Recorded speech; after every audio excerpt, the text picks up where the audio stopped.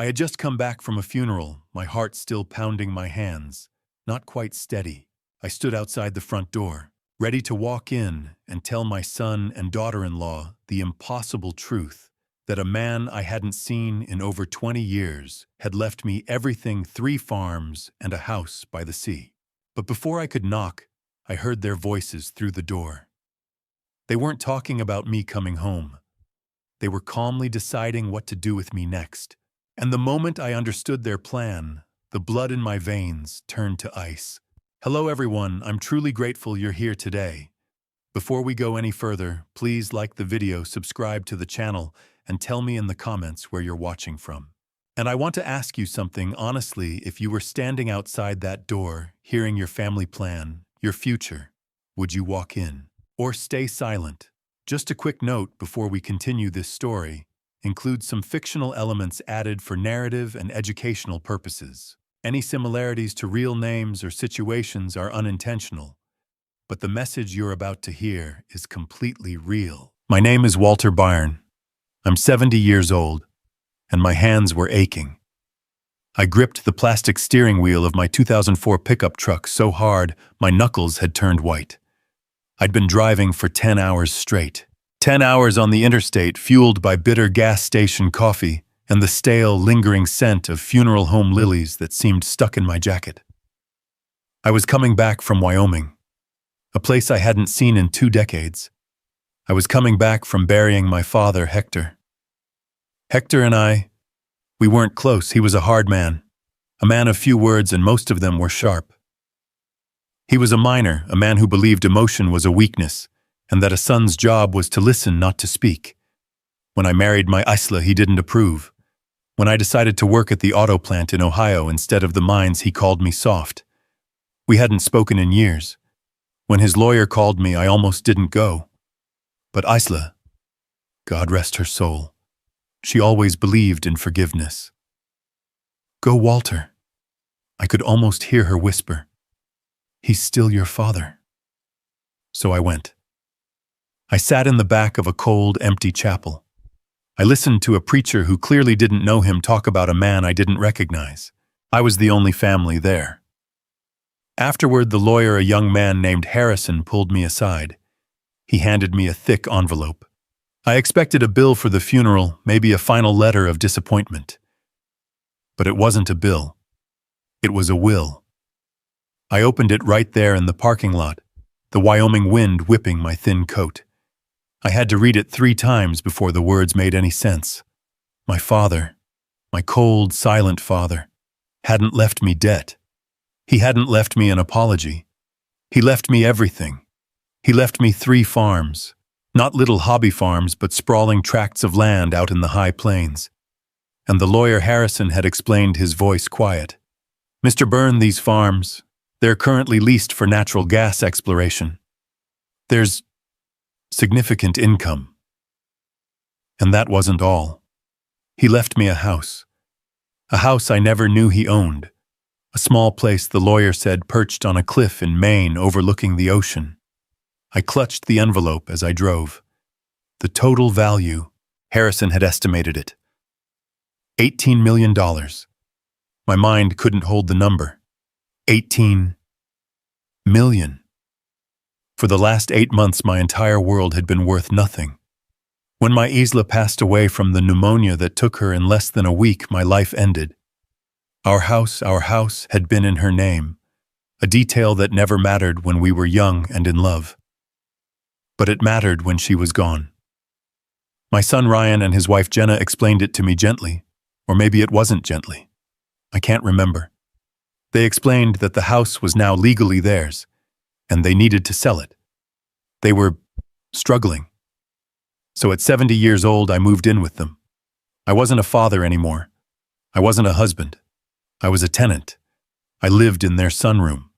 It was a small room off the kitchen, all glass and wicker furniture, freezing in the winter and boiling in the summer. My bed was a pull-out sofa. My belongings were in 2 cardboard boxes tucked under the patio table they used for storage. I became a ghost in their home. I tried to stay small. I washed my own plate, folded my own blanket, but I knew I was a burden. I heard Jenna's sighs when I walked through the kitchen to use the bathroom. I saw Ryan wince when I asked if I could watch the evening news.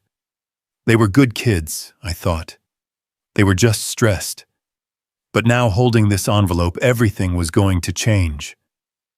My heart, which I thought had turned to stone, started to beat with a painful, unfamiliar hope.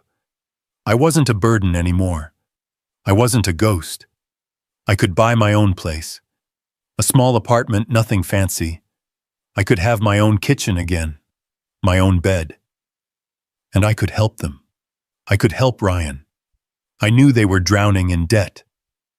I heard them whispering about the mortgage. This money. This miracle from a man I never understood. It wasn't just for me. It was for us. I pulled onto their street. Their modest suburban house looked exactly the same. The grass needed cutting. I parked my old truck at the curb, grabbed the envelope, and practically ran to the front door. I didn't even bother with my key. I knocked a huge, stupid grin on my face, ready to tell them, "It's okay. Everything is going to be okay." I was about to knock a second time when I heard Jenna's voice through the thin wood. It was sharp, annoyed. "Ryan, I'm telling you I can't take it anymore." I froze. My hand hovered over the door. "He just wanders around the house like a ghost," she said. Her voice was clear. "He's always there." "Jenna," Ryan's voice was tired. "He's my dad. He's grieving." "We're all grieving," she snapped. "But we have our own lives. His 71st birthday is next month. We'll tell him then. We have to." "Tell him what?" Ryan asked, but he sounded like he already knew. "That we found him a place. That Golden Meadows has an opening. It's clean. It's safe." I felt the blood drain from my face. Golden Meadows. I knew that name. It wasn't a nice assisted living facility. It was the state-run nursing home. The place you went when you had no money and no one. The place people went to die. "Jenna, that's..." Ryan stammered. That's a home." "It's what we can afford," she said. "He's a financial black hole, Ryan. He contributes nothing. He just sits in that sunroom costing us money we don't have. It's him or us. And I'm choosing us." My hand fell from the door. The envelope in my other hand suddenly felt like it weighed 1,000 pounds. They were planning to throw me away. The man they thought was a broke, useless old burden. A cold, hard feeling settled in my chest, replacing the hope I'd felt just moments before. They wanted to see how much of a burden I was. I'd show them. My hand kept resting on my jacket pocket. The cheap fabric was warm from my body heat, but the paper inside felt foreign. It felt heavy, heavier than just paper. It felt like a brick. I kept replaying the scene that had happened just an hour ago back in that dusty law office in Wyoming. Mr. Harrison. A young man looked like he was barely 30 sitting behind a desk that was probably older than both of us. He slid a thick envelope across the wood. "Mr. Byrne, I was your father's attorney for the last 5 years. He was specific. He left this for you." I expected a bill. I really did. I expected a bill for the cremation, or maybe a final angry letter, something to remind me one last time that I'd been a disappointment. I expected the deed to the half-acre burial plot I'd now have to pay taxes on. I hadn't opened it in the office. I just nodded, thanked the young man, and walked out into the biting wind. But I couldn't drive. I'd pulled the truck over onto the gravel shoulder of the highway, the engine idling, the endless prairie stretching out in front of me. My hands were shaking too hard. I ripped the envelope open. It wasn't a letter. It was a will. And it wasn't 1 page. It was 20. I read the first line. "I, Hector Byron, leave all my worldly possessions to my only son, Walter Byron." All his possessions. I almost laughed. That meant his rusty toolbox, his 10-year-old television show, and the rented trailer he died in. But I kept reading. My possessions, namely... My eyes scanned the legal jargon. 3 farms. Not 1. 3. I unfolded the plat map Harrison had included. Vast tracts of land. Acres and acres out in the high plains. I remembered that land vaguely. Hector used to drag me out there as a child trying to teach me about, I don't even know what. Rocks, dirt. I hated it. It was just useless, empty prairie. But Harrison's voice echoed in my head, a quiet comment he'd made as I was leaving. Mr. Byrne, that land isn't just land. It's currently leased to a natural gas exploration company. The mineral rights alone, they are substantial. And that wasn't all. I turned the page. My property located at 14 Lighthouse Road, Cutler, Maine. A house by the sea. I blinked. Hector hated the ocean. He told me once it was too much water all trying to kill you. I skipped past the rest, my fingers fumbling with the last page. It was an asset summary compiled by the lawyer's office. Total estimated value. My vision blurred. It looked like a typo. It had to be a typo. $18 million. 1. 8. Followed by 6 zeros. 18 million. I thought of the sunroom. I thought of Jenna's annoyed, quiet sighs when I got up in the middle of the night to use the bathroom, the floorboards creaking. I thought of Ryan, my son, my boy, nervously asking me last week if I could maybe chip in a little more for the electric bill, even though he knew my Social Security check was barely enough to cover my heart medication. This felt impossible. It felt like a prank, a cruel joke from beyond the grave. Hector was a minor. He lived in that rented trailer. He wore the same denim work shirts until the collars frayed to threads. Where did this come from? He must have saved every penny, invested it, lived like a pauper while sitting on a dragon's hoard of wealth. And he'd left it. To me. The thought that hit me next was so powerful I actually gasped, sucking in the cold, dry air of the truck cab. I wasn't a burden anymore. I wasn't the old man living on the pull-out sofa. I wasn't the ghost in their house apologizing for taking up space. I could buy my own place, a real house, or just a small apartment, anything. I could have my own kitchen. I could buy the brand of coffee I liked, not the cheap, instant kind Jenna bought. I could have a bed that didn't fold in half. And I could help them. I could help Ryan. I knew they were struggling. I knew the whispers I heard late at night weren't just arguments. They were panicked, terrified discussions about the mortgage, about credit cards. This miracle. This impossible, ridiculous gift from a man I never understood. It wasn't just for me. It was for us. It was the solution. I put the truck back in gear and pulled onto the highway. The 10-hour drive back to Ohio didn't seem so long anymore. I wasn't just driving back to the sunroom. I was driving back as their savior. I was driving back with the answer to all our problems. I pulled onto their street. Our street. The house looked exactly the same. The grass was a little high, I noticed. Ryan always forgot to mow on Tuesdays. I parked my old truck at the curb, the engine ticking as it cooled. My hand was on the door handle. I almost fumbled the envelope. I grabbed it, holding it tight. $18 million. A smile spread across my face, a real, genuine smile. It felt strange, like a muscle I hadn't used in 8 months. I could feel the weariness of the 10-hour drive, but underneath it, this new warm energy was bubbling up. I wasn't a burden anymore. I wasn't the old man on the pull-out sofa. I wasn't the ghost Jenna had to step around in her own kitchen. I was their savior. I thought about Ryan's face, the constant worry lines etched between his brows. I heard him and Jenna whispering late at night. Panicked whispers about the mortgage, about credit cards, about the car payment. I was going to wipe all that away. I imagined the look on his face when I told him. The relief, the pure flooding relief. Maybe Jenna would even cry. She'd hug me. A real hug, not the stiff, polite pat on the back she'd given me since I moved in. "Oh, Dad, Walter," she'd say, "you saved us. I could buy my own place. A small, clean apartment just a few blocks away. I'd have my own kitchen. I'd make them dinner on Sundays.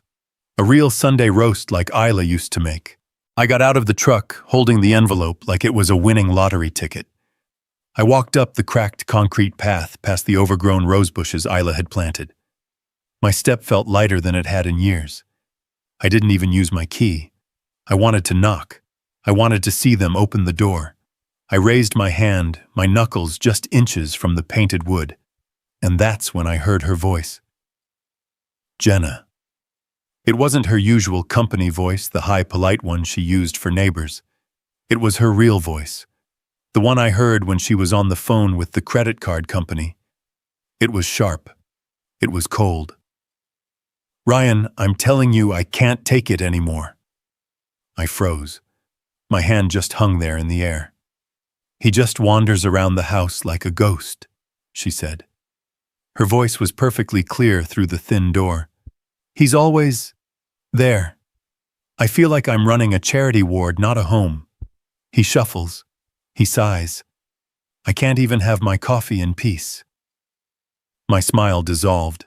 A chill started in my stomach and spread outwards. I heard Ryan's voice, muffled and tired. "Jenna, please keep your voice down. He's my dad. He's grieving Isla. He's got nowhere else to go."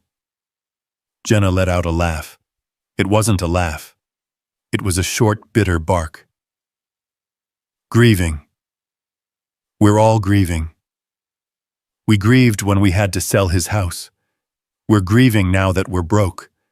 But we have our own lives to live, Ryan. We have bills to pay. His 71st birthday is next month. We'll tell him then. We have to." My blood ran cold. Tell him. Tell him what, Jenna?" Ryan's voice was weak. He knew the answer. He was just afraid to hear it. "That we found him a place," Jenna said. Her voice was suddenly flat, decisive, like a judge passing sentence.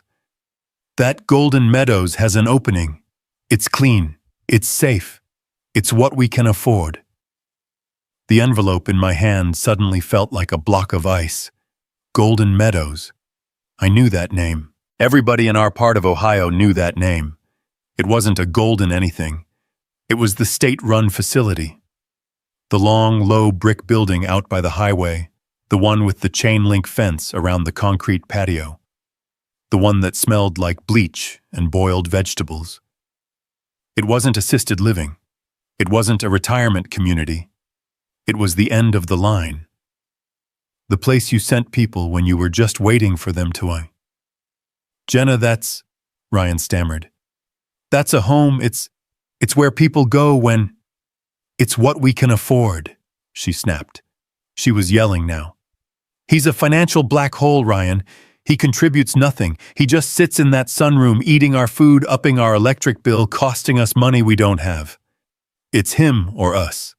And I am choosing us. End of discussion."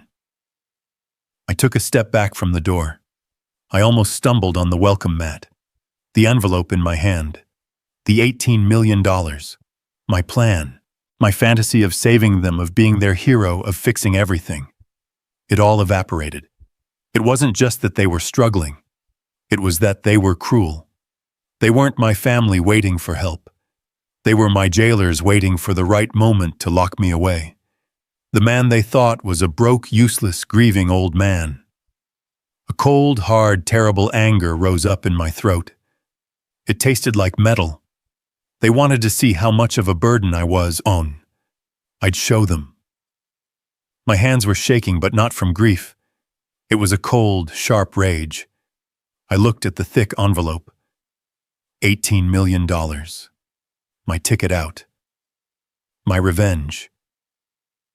But they couldn't know, not yet. I carefully folded the will and the asset summary. I didn't put it back in my jacket. That was the first place they'd look if they thought I was losing my mind. I slid the folded papers deep into the front pocket of my trousers, a lump against my leg, hidden by the cheap fabric of my coat. I stood there on the doormat for a full minute, just breathing. In, out. I let the cold anger settle, pushing it down deep. I couldn't be angry. Angry men aren't seen as senile. They're just seen as angry. I needed to be what they wanted me to be. I needed to be what they expected me to be. A broken old man, a burden, a ghost. I thought about Isla. I thought about the raw, aching hole her death had left in my chest. I let that real grief rise up. I let it fill my face. I let my shoulders slump, letting the 10-hour drive and the 20-year estrangement from my father weigh me down. I let the tears that were stinging my eyes well up, blurring the hallway in front of me. I put my hand on the doorknob. It felt cold. I turned it slowly and pushed the door open. The sound of the latch clicking echoed in the kitchen. The voices stopped, instantly. When I shuffled into the doorway, they both jumped up from the kitchen table. They looked like children caught with their hands in the cookie jar. Ryan's face went pale, then red. Jenna, she was a better actor. Her face immediately melted into a mask of pure, liquid concern. "Oh, Dad! Walter!" She rushed forward, her hands fluttering, not quite touching me. "You're back. My goodness, we didn't hear you drive up. We were just talking about what to make for dinner." She was lying right to my face. "Dad," Ryan said. His voice was strained. He couldn't look me in the eye. He was looking at my shoulder, at the wall behind me. "Hey, how was the drive? Was it bad?" I didn't answer. I just stood there, letting them take in the picture I was painting. The defeated old man home from a funeral with nothing. I let out a long, shaky sigh that came from a real place of pain. "Walter, Dad," Jenna pushed, her voice sickly sweet. "You look terrible. Just exhausted. Was the funeral awful?" I nodded slowly, shuffling past her to the kitchen table. The table where just moments ago they had signed my death warrant. I sat down heavily in my usual chair. It scraped against the linoleum. "It's over," I said. My voice was rough, quiet. "He's gone." "Oh, Dad, of course," Jenna said, sitting across from me, leaning in. Her eyes were bright. Too bright. She wasn't sad. She was vibrating. She was vibrating with anticipation. "We're so glad you're home," Ryan said, still standing awkwardly by the counter. Can I get you a glass of water, some coffee?" He was desperate to be helpful, desperate to do something, anything, to erase the words he'd just said, the words he thought I hadn't heard. I just shook my head. "No, I'm fine."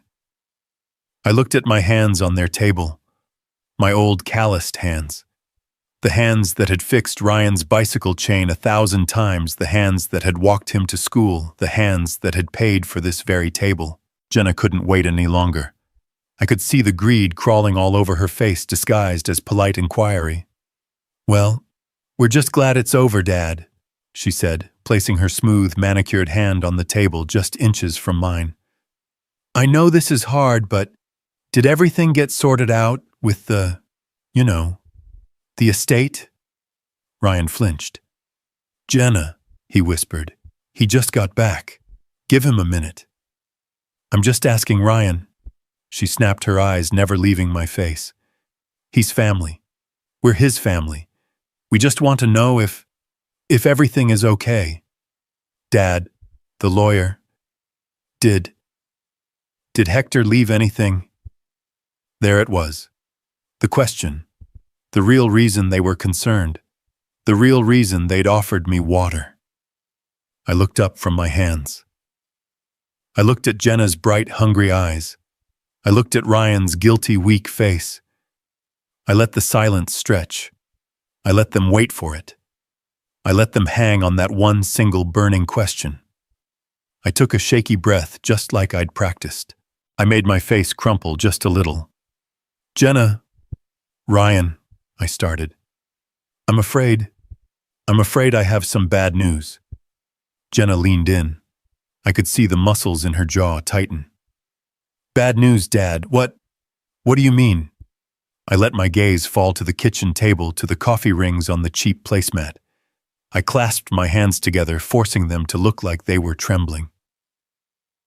The funeral. It was quick. I said, my voice quiet. Hardly anyone was there. Just me and the lawyer. I looked up, making sure to meet Ryan's nervous eyes first, then Jenna's intense, focused stare. It's the estate. The will. It's not what anyone thought. What does that mean? Jenna asked. Her voice lost its fake syrup sweetness. It was just sharp, impatient. It means, I said, faking a dry swallow, it means there's nothing. In fact, it's worse than nothing. Ryan frowned, finally speaking. Nothing, Dad. What about those farms? You said he had farms. He did, I said. I let my voice crack just a little, pulling on the real grief I felt for my wife, for my life, for the son I thought I had. He did. 3 of them, but it turns out they weren't worth anything.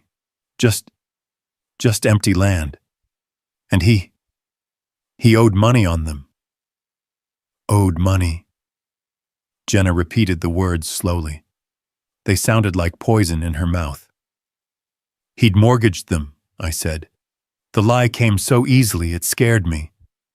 Years ago, he took out huge loans against all 3 properties. The lawyer Harrison, he showed me the paperwork. The banks, they're taking them back. All of them. There's nothing left. I let that sink in. I watched the last bit of hope drain out of Ryan's face. He looked like I'd just punched him in the stomach. He sagged against the counter. But Jenna wasn't just disappointed. She was furious. I could see a small vein pulsing in her temple. So you mean, she said, her voice dangerously low, you went all that way, and there is nothing. It's worse than that, Jenna, I said, looking straight at her. This was the part that mattered. This was the real test. Harrison, the lawyer, he said Hector, my father, he hadn't paid property taxes on any of that land. Not in over 5 years. So, she snapped. So, I said, letting my voice drop to a hopeless whisper. As the sole heir, the lawyer says I might be responsible for it. The state of Wyoming, the IRS, they'll come after me. For the back taxes. Harrison said, he said it could be tens of thousands of dollars. I watched the calculation happen behind her eyes, the quick, frantic math, the realization. The man sitting at her kitchen table was no longer just a neutral burden, a piece of old furniture to be stored in the sunroom. I was now a liability, a financial anchor. I was about to drag their already sinking ship, the ship I'd heard them worrying about late at night, straight to the bottom of the ocean. I looked down at the table, playing the part of the defeated, broken old man to perfection. Tens of thousands. I don't know what I'm going to do, my Social Security. It's not even... I let my voice trail off. The silence that filled the kitchen was absolute. It was so cold, it felt like the sunroom in January. I just waited. I waited for one of them. For Ryan. For my son. I waited for him to say, "Don't worry, Dad. We'll figure it out. We're a family." I waited for him to put his hand on my shoulder. I waited for just one shred of the boy. I had raised the boy who cried when he scraped his knee, the boy I taught to ride a bike. But the silence just stretched on. Ryan wouldn't look at me. He was staring at Jenna, his face pale, waiting for her permission, waiting for her to tell him what to do, and Jenna wasn't looking at me either. She was staring at the wall just past my head. Her face, that mask of fake sympathy, had gone completely blank. It was smooth, empty, terrifying. She didn't look concerned. She didn't look sad. She looked trapped. And she looked disgusted. Finally, she moved. She pushed her chair back from the table. The legs made a violent scraping shriek against the linoleum floor. It sounded like a scream. Debts. Her voice was quiet. Not a yell. It was a hiss. Ryan visibly flinched. Jenna, honey, calm down. No. She stood up. Her hands were balled into tight white fists at her sides. She finally turned her gaze on me, and the mask was gone. There was no more Dad Walter. There was no more family. Her eyes were narrowed, her face white with a rage so pure it was almost impressive. Debts, she shouted, and the word exploded in the small kitchen. Are you kidding me? You're telling us you came back here with more debts? Jenna, stop, Ryan pleaded. He finally looked at me, his eyes wide with a different kind of panic. He just lost his father. I don't care, she wheeled on him. He's not your father. He's a leech, we took him in. We gave him a home, our home, we feed him. And now this, so he's bringing the IRS down on our house. It's not… I don't know if they will, I stammered, holding on to my role, the terrified old man. You're not just a burden anymore, old man, she spat the words at me.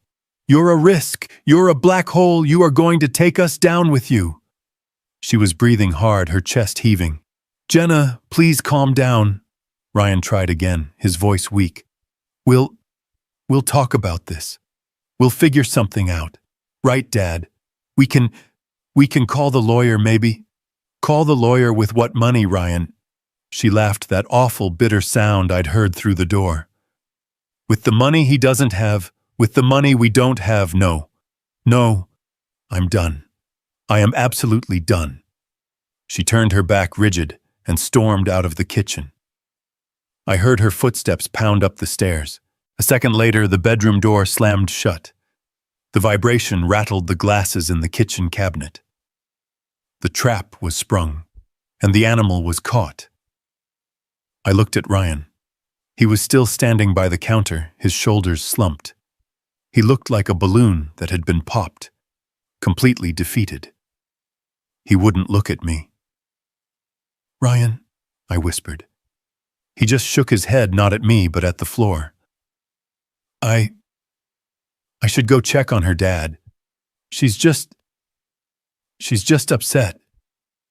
She doesn't mean it. But he knew she did. And I knew she did. He turned and walked out of the kitchen, dutifully following his wife. I was left alone at the table. The house was silent again. But this time I knew the truth. I slowly got up from the chair. I made sure to shuffle my feet just in case they were listening. I walked back to my cold sunroom. I closed the sliding glass door that separated me from the rest of the house. I sat on the edge of the pull-out sofa, the springs groaning under my weight. I felt the hard, thick lump of the envelope in my trousers pocket. $18 million. They had no idea. They had no idea what was coming for them. The slam of the bedroom door echoed through the house, and then silence. I sat there in the cold sunroom listening. The house had never felt so quiet. It wasn't the peaceful quiet that Isla and I used to share reading in the evenings. It was a heavy, suffocating silence, a silence full of anger and disappointment. My son didn't come to check on me. He didn't come to apologize for his wife's outburst. He just stayed upstairs, protecting her, choosing her. That night I slept in my coat. The pull-out sofa felt lumpier than usual, the springs digging into my back. But it wasn't the discomfort that kept me awake. It was the cold, hard knot in my stomach. The trap was set. My own family had walked right into it. Now I had to see how deep the rot went. The next morning I shuffled into the kitchen. Jenna was there pouring herself a cup of coffee. She was wearing expensive-looking yoga pants and a tight athletic top. Her hair pulled back in a perfect ponytail. She didn't look like someone who was worried about losing her house. She just looked annoyed. She didn't say good morning. She just glanced at me, her eyes flat and cold, and turned back to the coffee machine. I think I'll make some toast, I said, my voice quiet, playing the part. The bread's in the fridge, she said, not turning around. And don't use more than 2 slices. Ryan has to pack his lunch. I nodded even though she couldn't see me. I got the bread. I made my 2 slices of toast. I ate them standing at the counter with a glass of tap water. She poured her coffee into a big mug, added a splash of expensive cream from a carton, and walked right past me into the living room as if I were a piece of furniture. A piece of furniture she disliked. I went to sit in the living room in the old armchair Isla and I had bought together. Jenna was on the sofa scrolling through her phone, one leg tucked under her. That's when I saw it. On the coffee table, placed just so, was a brochure, a glossy trifold pamphlet. My eyesight isn't what it used to be, but I could make out the words on the front. Golden Meadows. Underneath a picture of 2 smiling, gray-haired people, a man and a woman playing checkers on a perfectly manicured lawn. It looked like heaven. It was the marketing for hell. My heart hammered. So soon. She wasn't even waiting for my birthday. She was starting the campaign now. I pretended not to see it clearly. I squinted. Jenna, what's that, dear? She looked up from her phone, her face a mask of perfect innocence. What's what, Walter? That paper, on the table. She glanced at it as if she was seeing it for the first time. Oh, that I don't know, just some mail that came. I think it's for, seniors. It looked nice. She smiled at me. A bright, fake, terrible smile. Just planning for the future, she said. She went back to her phone. The message was clear. This is your future. Get used to it. That night, the cruelty became less subtle. I was in the sunroom reading an old paperback I'd read a dozen times. I heard the sounds of dinner. The clinking of plates, the smell of... Was that steak? I hadn't smelled steak in this house in months. I waited. My stomach rumbled. I waited for Ryan or Jenna to call me. Dad, dinner. Nothing. I heard them talking. I heard their forks scraping their plates. I heard the TV in the living room, the volume turned up. An hour passed. The smells faded. Finally, around 8 o'clock, the sliding door to the sunroom opened. It was Ryan. He was holding a small plate. On it was a piece of steak, but it was mostly gristle, and a spoonful of cold mashed potatoes. Hey, Dad, he said, not meeting my eyes. Sorry we didn't call you. We just got to talking and, well, Jenna made enough. He handed me the plate. It felt like an insult. It was an insult. This was the scrap, the part they would have thrown in the trash or given to a dog. Thanks, son, I said, my voice meek. Yeah. Well. Good night, Dad. He slid the door shut, plunging the sunroom back into darkness, leaving me with my plate of cold scraps. It got worse. The next day, the portions were smaller still. Jenna made a big pot of chicken soup. She and Ryan had full bowls with big pieces of chicken and vegetables. My bowl, it was mostly broth. We're on a budget, Walter, she explained brightly as she watched me eat. With, your situation. We all have to tighten our belts. Every penny counts. She said it with a smile. But it was a warning. You are costing us. Then the cold started. The sunroom was always chilly, but I had a small electric space heater that Isla had bought me. It made the room bearable. On Wednesday night, I clicked the switch. Nothing.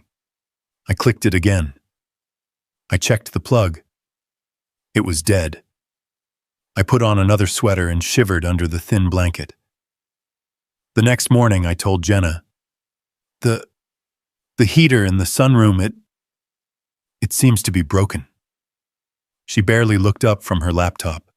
She was probably scrolling through online casinos. Oh, really? That's a shame. It was old. Those things don't last forever. Ryan will take a look at it when he has time. He never had time. The nights became a test of endurance. I slept in my coat. I woke up stiff, my bones aching from the damp cold. I was 70 years old, and I was freezing to death in my own son's house while they slept upstairs in their warm, comfortable bed. They were trying to break me. They were trying to make life so miserable, so physically uncomfortable, that when they offered me golden meadows again, I would beg to go. A week after I'd gotten back the final petty cruelty. I had a small 13-inch television in the sunroom, an old thing, but it was my only company. I sat down one night aching from the cold and reached for the remote. It was gone. It wasn't on the table. It wasn't on the floor. It wasn't in the sofa cushions. It had vanished.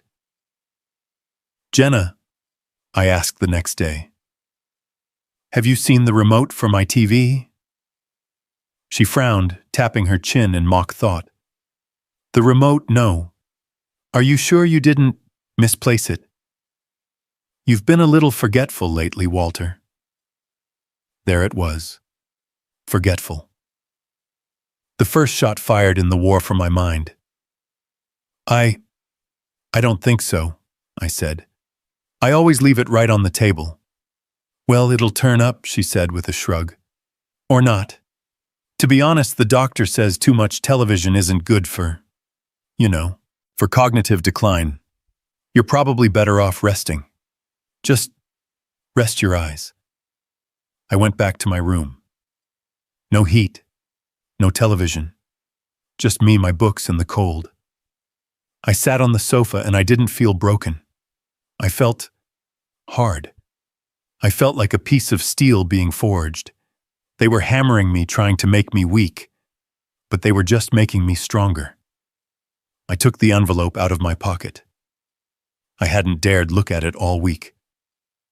I unfolded the asset summary. $18 million. They were freezing a millionaire to death over a $20 space heater. They were starving a man who could buy their entire neighborhood. I held the paper in my cold, red hands. They thought I was forgetful. They thought I was senile.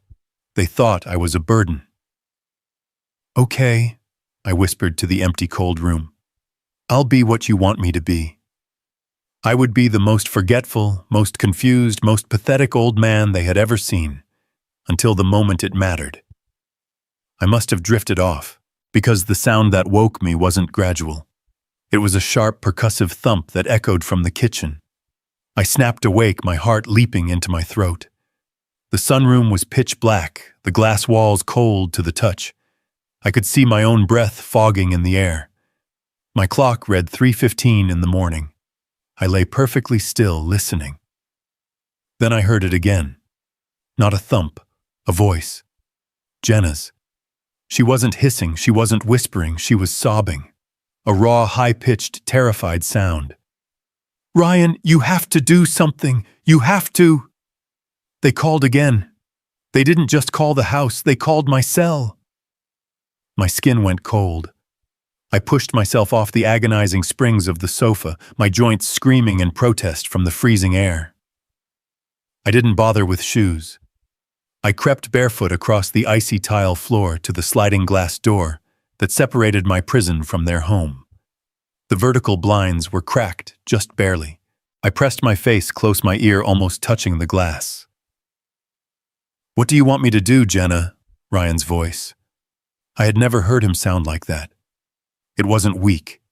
It wasn't tired. It was broken. It was the sound of a man who had nothing left. I gave you everything, he said, his voice cracking.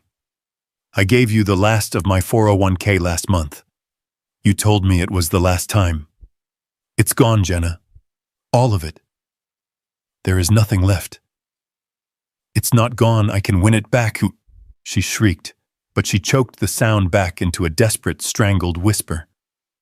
I was just on a bad streak. I know my system works. That last online site, it was rigged. I'm sure of it.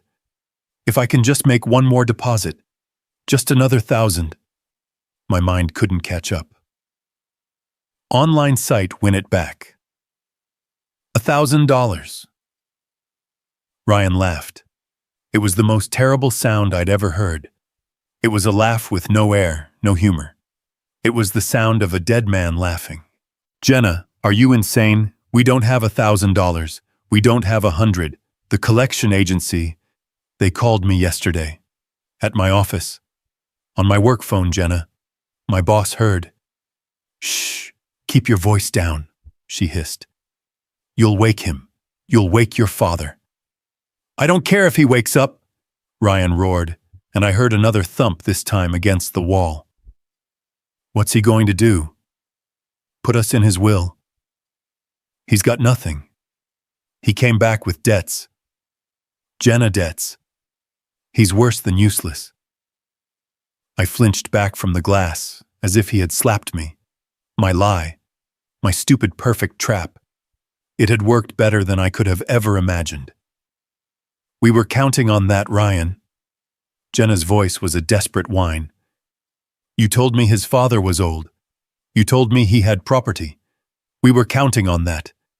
It was our only way out. It was our last chance. Well, it didn't happen, Ryan shouted.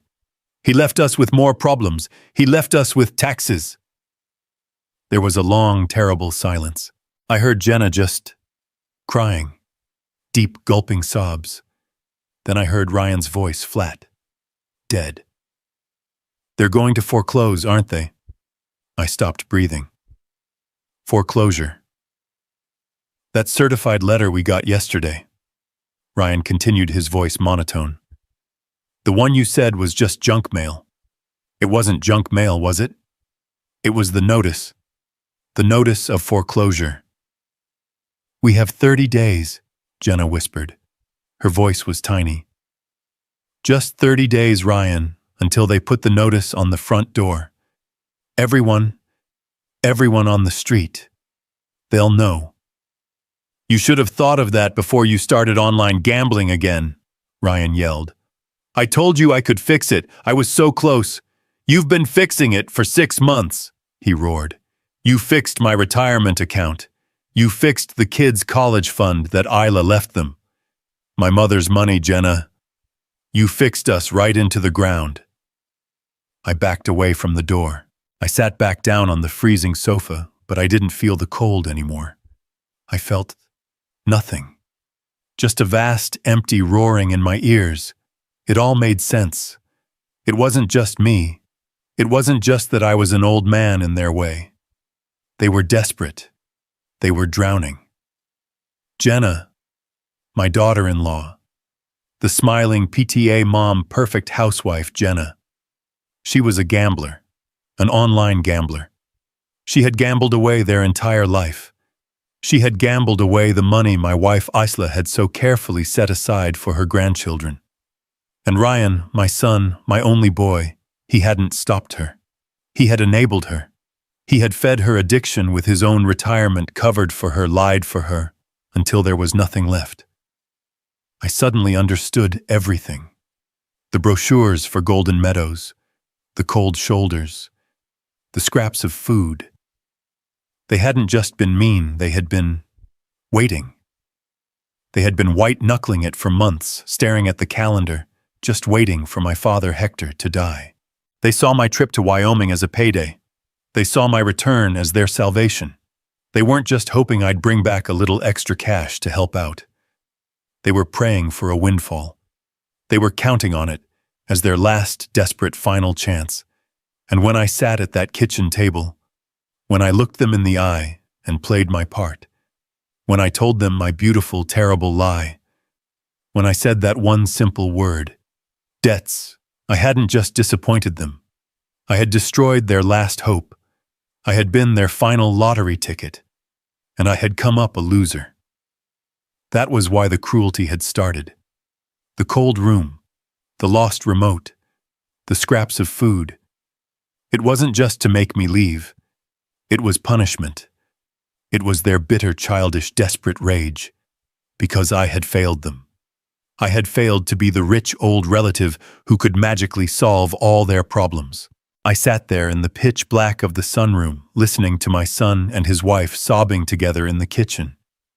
They were no longer just cruel. They were cornered. And I knew with a terrifying absolute certainty that a cornered, drowning animal is the most dangerous thing in the world. They weren't just going to ask me to go to Golden Meadows. They were going to make me go. I sat there in the dark, the cold seeping up from the floorboards, but I didn't feel it. My blood had turned to ice. Foreclosure. Gambling. 30 days. The words echoed in my head louder than their fading sobs from the kitchen. It all slotted into place. The sudden coldness, the scraps of food, the stolen remote, the cognitive decline comment from Jenna. My skin crawled. That casual throwaway line. "You've been a little forgetful lately, Walter." It wasn't just a petty insult. It was a test. It was the first stone being laid on a path to Golden Meadows. But how do you force a man into a nursing home when he says no, you don't? Not unless he's forgetful. Not unless he's confused. Not unless he's legally declared incompetent. I stood up, my joints cracking in the cold. I started pacing the tiny room 3 steps one way, 3 steps back. They were desperate. They weren't just cruel, they were cornered. A cornered animal doesn't just run, it bites. Jenna needed money. She needed it 30 days ago. She was furious that I hadn't brought home a windfall. But what if she started to think I was lying? What if she thought I did have money and I was just a senile old man hoarding it from them, or worse? What if they didn't care about the inheritance anymore? What about my money, my social security, my pension from the auto plant? It wasn't much, just over $2,000 a month. But to them right now, $2,000 was a lifeline. If I was declared incompetent, if Ryan or Jenna were granted guardianship, they wouldn't just be able to put me in Golden Meadows. They would be able to control me. They would control my bank account. They would take my pension. They would take my social security. They would bleed me dry using my own money to pay for the privilege of rotting in a state-run home while they used the rest to pay off Jenna's gambling debts. And the will.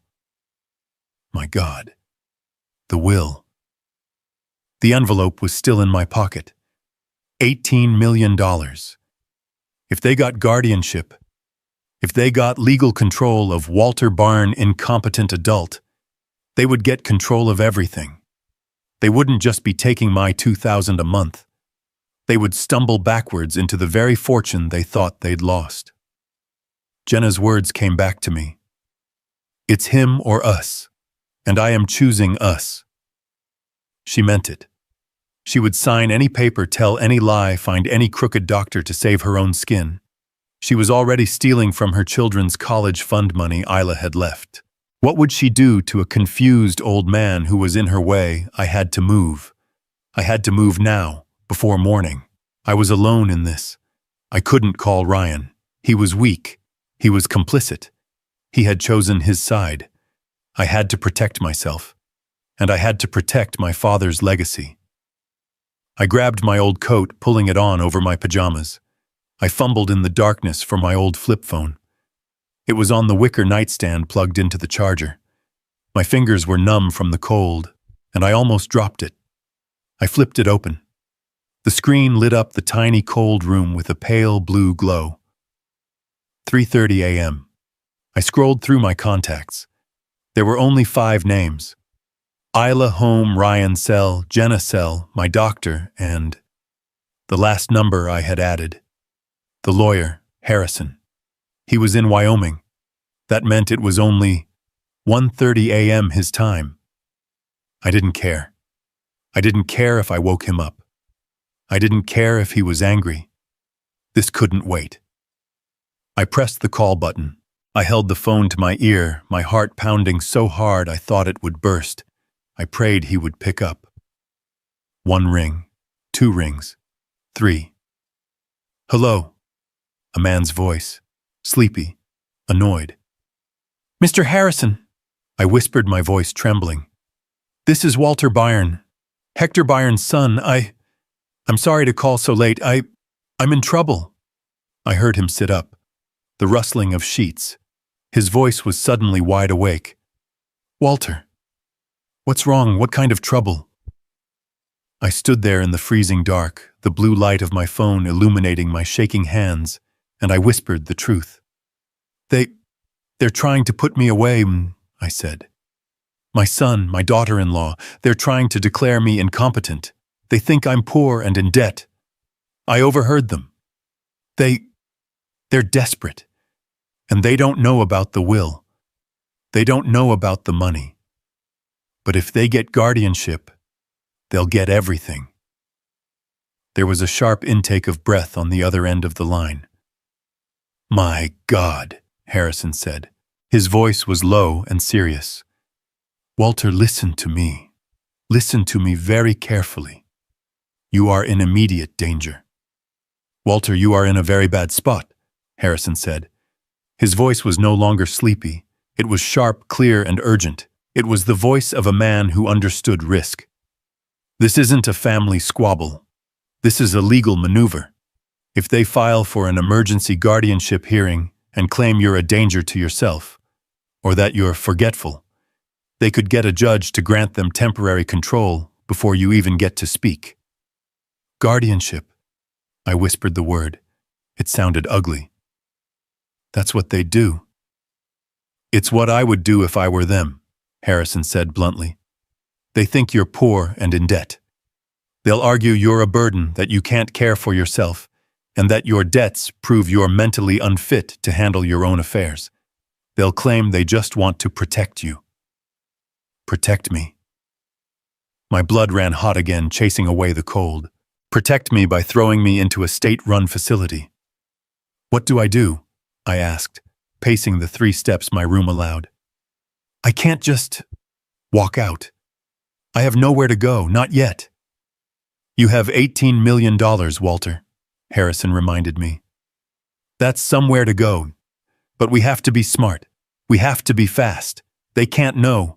If they get a court order, they could freeze your assets, including the inheritance. They don't know about it, I said.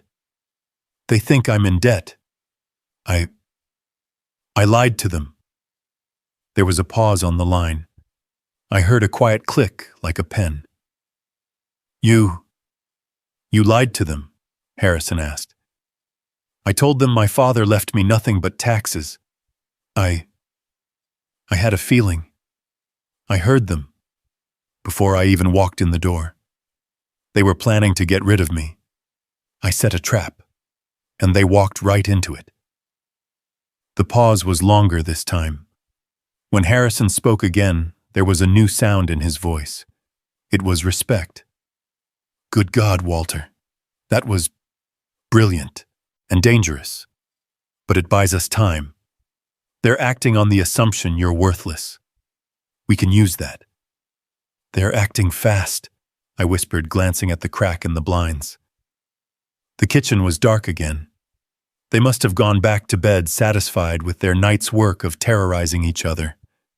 Jenna, my daughter-in-law, she's desperate. They're going to lose this house. She's a gambler. Okay, Harrison said. Okay. That makes it worse. She's not just cruel, she's an addict. She's unpredictable. We have to move now. Walter, what do you want to do? I stopped pacing. I looked at my own faint reflection in the cold glass of the sunroom door. I saw the face of a scared 70-year-old man in a worn-out coat. But behind the fear, I felt something else. I felt Hector, my father. That hard, unbending mining town stubbornness. I wasn't just going to run. I was going to fight.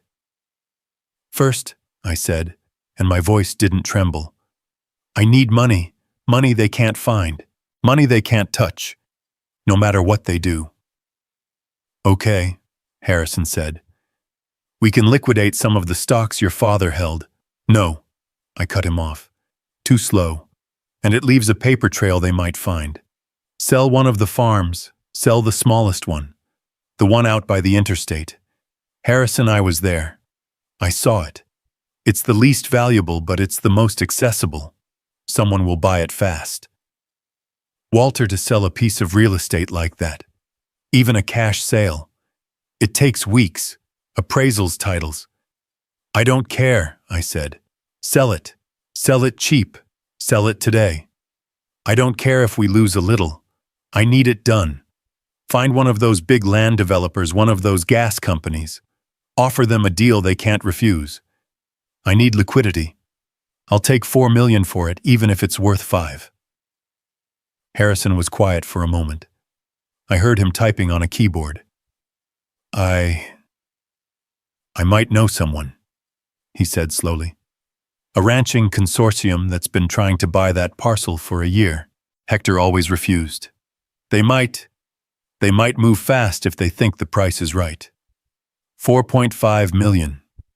I can make that call in the morning. Make it now, I said. Walter, it's 1:30 in the morning. Then you wake him up. I said, my voice as hard as my father's. You tell him he has until noon tomorrow to wire the money or the deal is off. Tell him it's a family emergency. Another pause. Okay, Walter. I'll do it. I'll get the ball rolling. Where do I send the money? Not to me, I said. That's the second thing. And this is the most important part. I need you to set up a trust.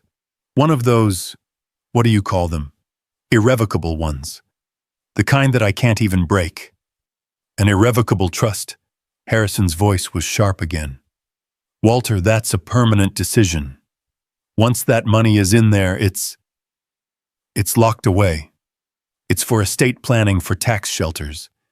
It's not a checking account.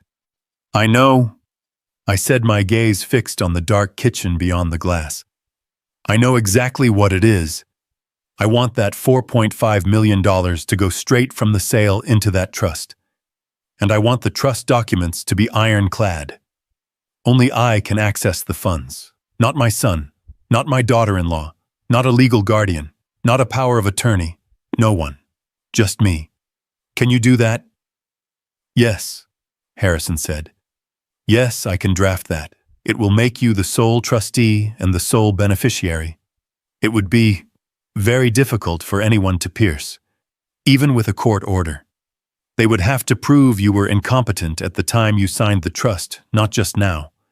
And right now you sound sharper than anyone I've spoken to all week. Good, I said. Do it. Get the money. Lock it down. I don't want them to get their hands on a single penny of Hector Byron's money. I'm on it, Walter. I'll call the consortium contact right now. I'll call you back as soon as I have news. In the meantime, you be careful. Don't sign anything. Don't agree to anything. Don't go anywhere with them. Don't worry, I said, looking at my ghostly reflection in the glass. I'm just a confused old man. I'm just a burden. I wouldn't know how to sign my own name, would I? I ended the call. I stood in the freezing darkness. I was still a prisoner. I was still cold. But I wasn't a victim anymore. I was a man with a $4.5 million secret, and I was just getting started. I was still standing in the freezing dark, the cheap flip phone pressed hot against my ear. Harrison, I said, my voice just a whisper. There's one more thing. What is it, Walter? My daughter-in-law, Jenna Byrne. I overheard them. She's a gambler. Online, I think. She's the reason they're losing the house. She's the one driving this. Ryan, my son, he's just going along with it. Okay, Harrison said. His voice was pure business now. I need to know, I said, my throat tightening. I need to know everything. How bad is it? How much does she owe? Who does she owe it to? I heard her mention $220,000.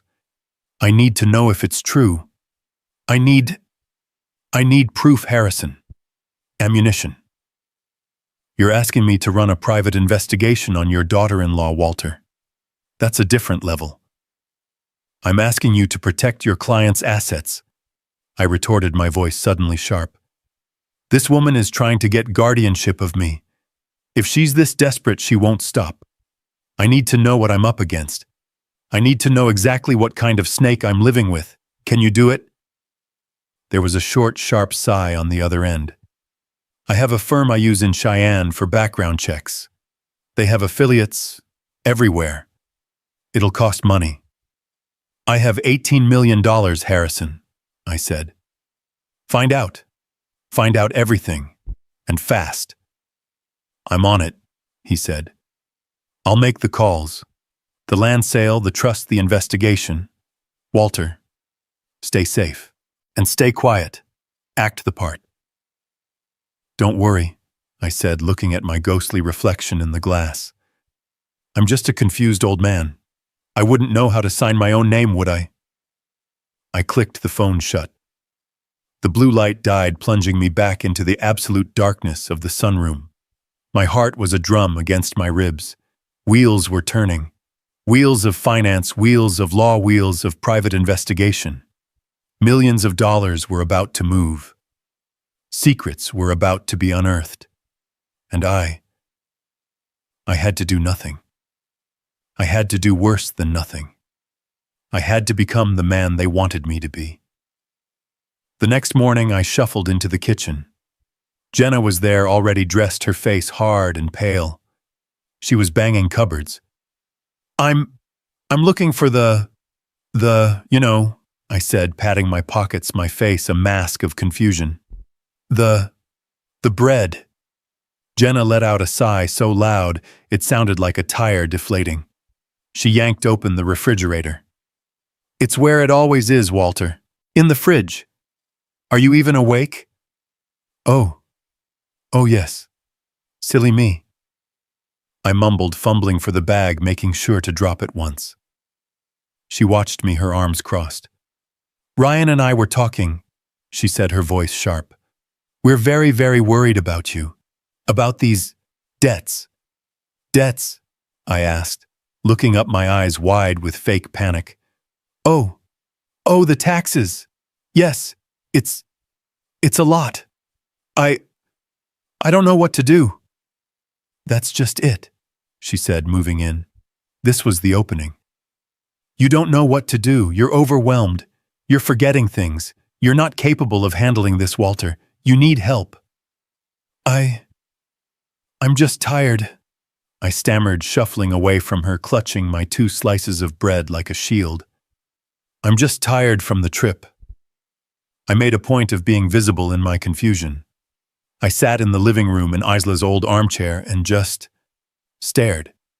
I stared at the blank television screen, the one I had no remote for. When Ryan came home from work, he found me sitting there in the dusk, the room dark around me. Dad? He asked, his voice hesitant. Are you okay? Why are you sitting in the dark? I blinked as if waking from a deep fog. Oh. Hello, Ryan. Is it nighttime already? I must have dozed off. I saw him look at Jenna over my head. A look of pained confirmation. See, he's losing it. The space heater remained broken.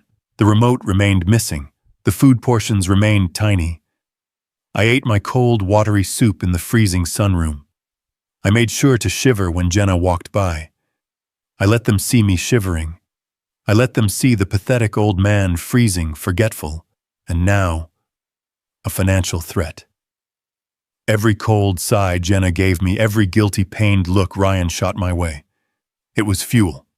They were building their case against me, and in doing so, they were building my case against them.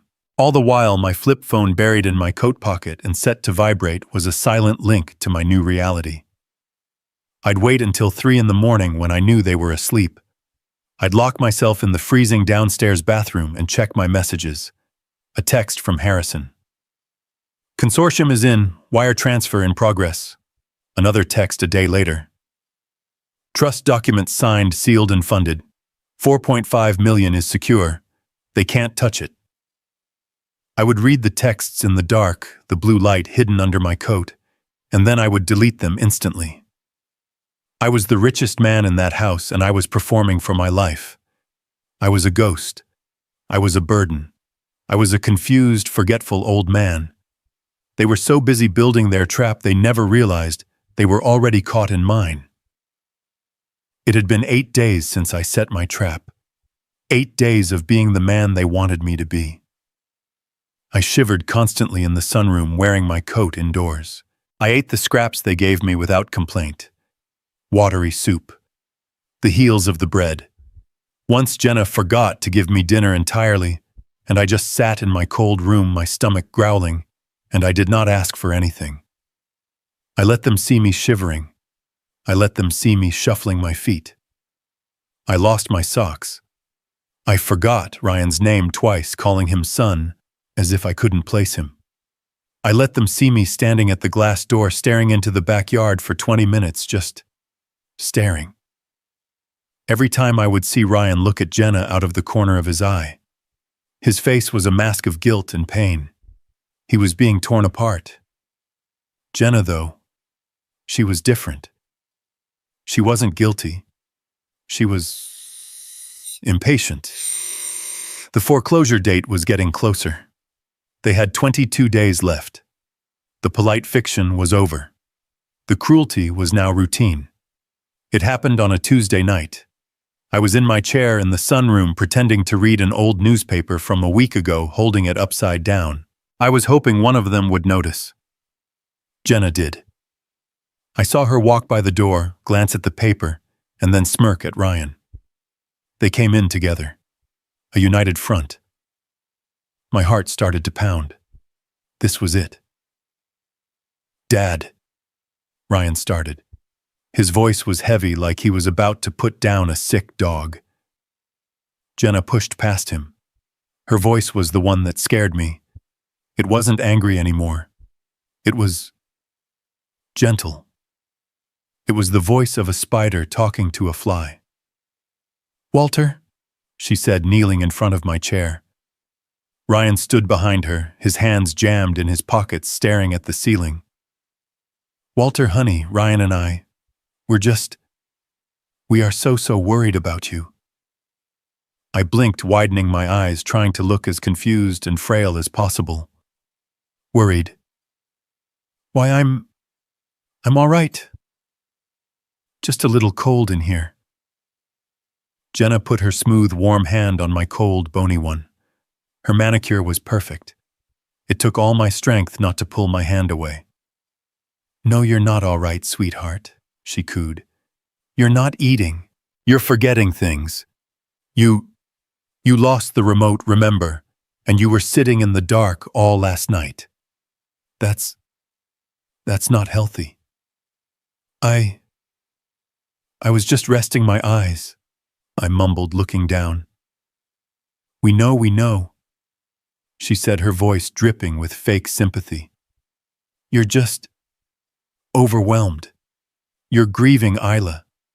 And now these awful debts. It's just too much for one person to handle.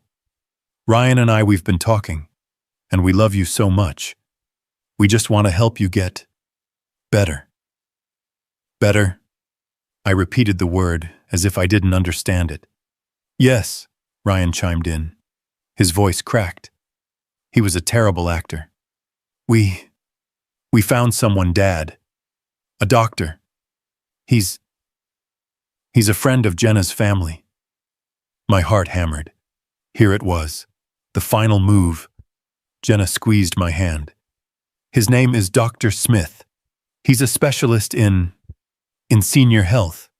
He helps people who are feeling overwhelmed just like you. He's wonderful. We told him all about your situation. You told him about me. Yes, Jenna said, her smile bright and tight. And he's agreed to come by just as a favor to us. Just to talk to you. He'll be here tomorrow morning, 10 a.m. Isn't that wonderful? He's going to help us make a plan for your care. A plan for my care. Golden Meadows. Dr. Smith. I knew that name. My mind, which they thought was failing, raced back. Smith. Smith. Greg Smith. The man I'd seen at their 4th of July barbecue 2 years ago. The one drinking a beer and laughing too loudly about his golf game. He wasn't a geriatric specialist. He was a psychologist. They weren't bringing a doctor to check my blood pressure. They were bringing a specialist to sign a piece of paper. A paper that said Walter Byron was confused, disoriented, forgetful, incapable of managing his own affairs. A paper that would be attached to an emergency guardianship petition they would file at the courthouse by noon. By tomorrow at this time, I wouldn't be Walter Byron anymore. I'd be a ward of my son, a piggy bank for my daughter-in-law. They'd have access to my pension, my social security, and then, oh my God, then they would file the paperwork. They would get access to everything.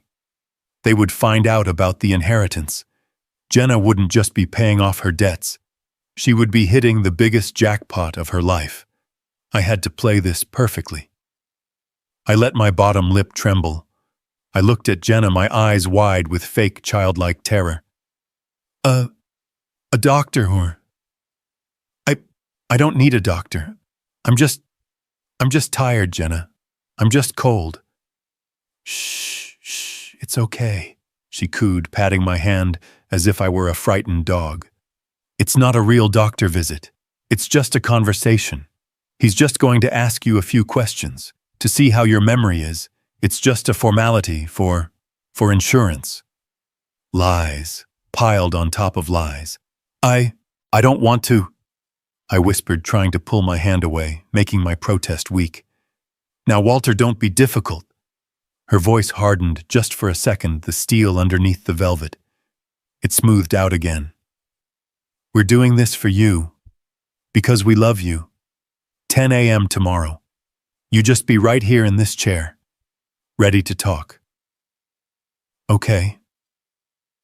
I slumped back into the armchair. I let my head fall. I nodded weakly, a single defeated gesture. Okay, Jenna. If you think it's best. We do, she said. She stood up, her mission accomplished. Good. Now you get some rest. It's a big day tomorrow. She and Ryan left the sunroom. They slid the glass door shut, and then I heard the quiet metallic click of the latch, the lock.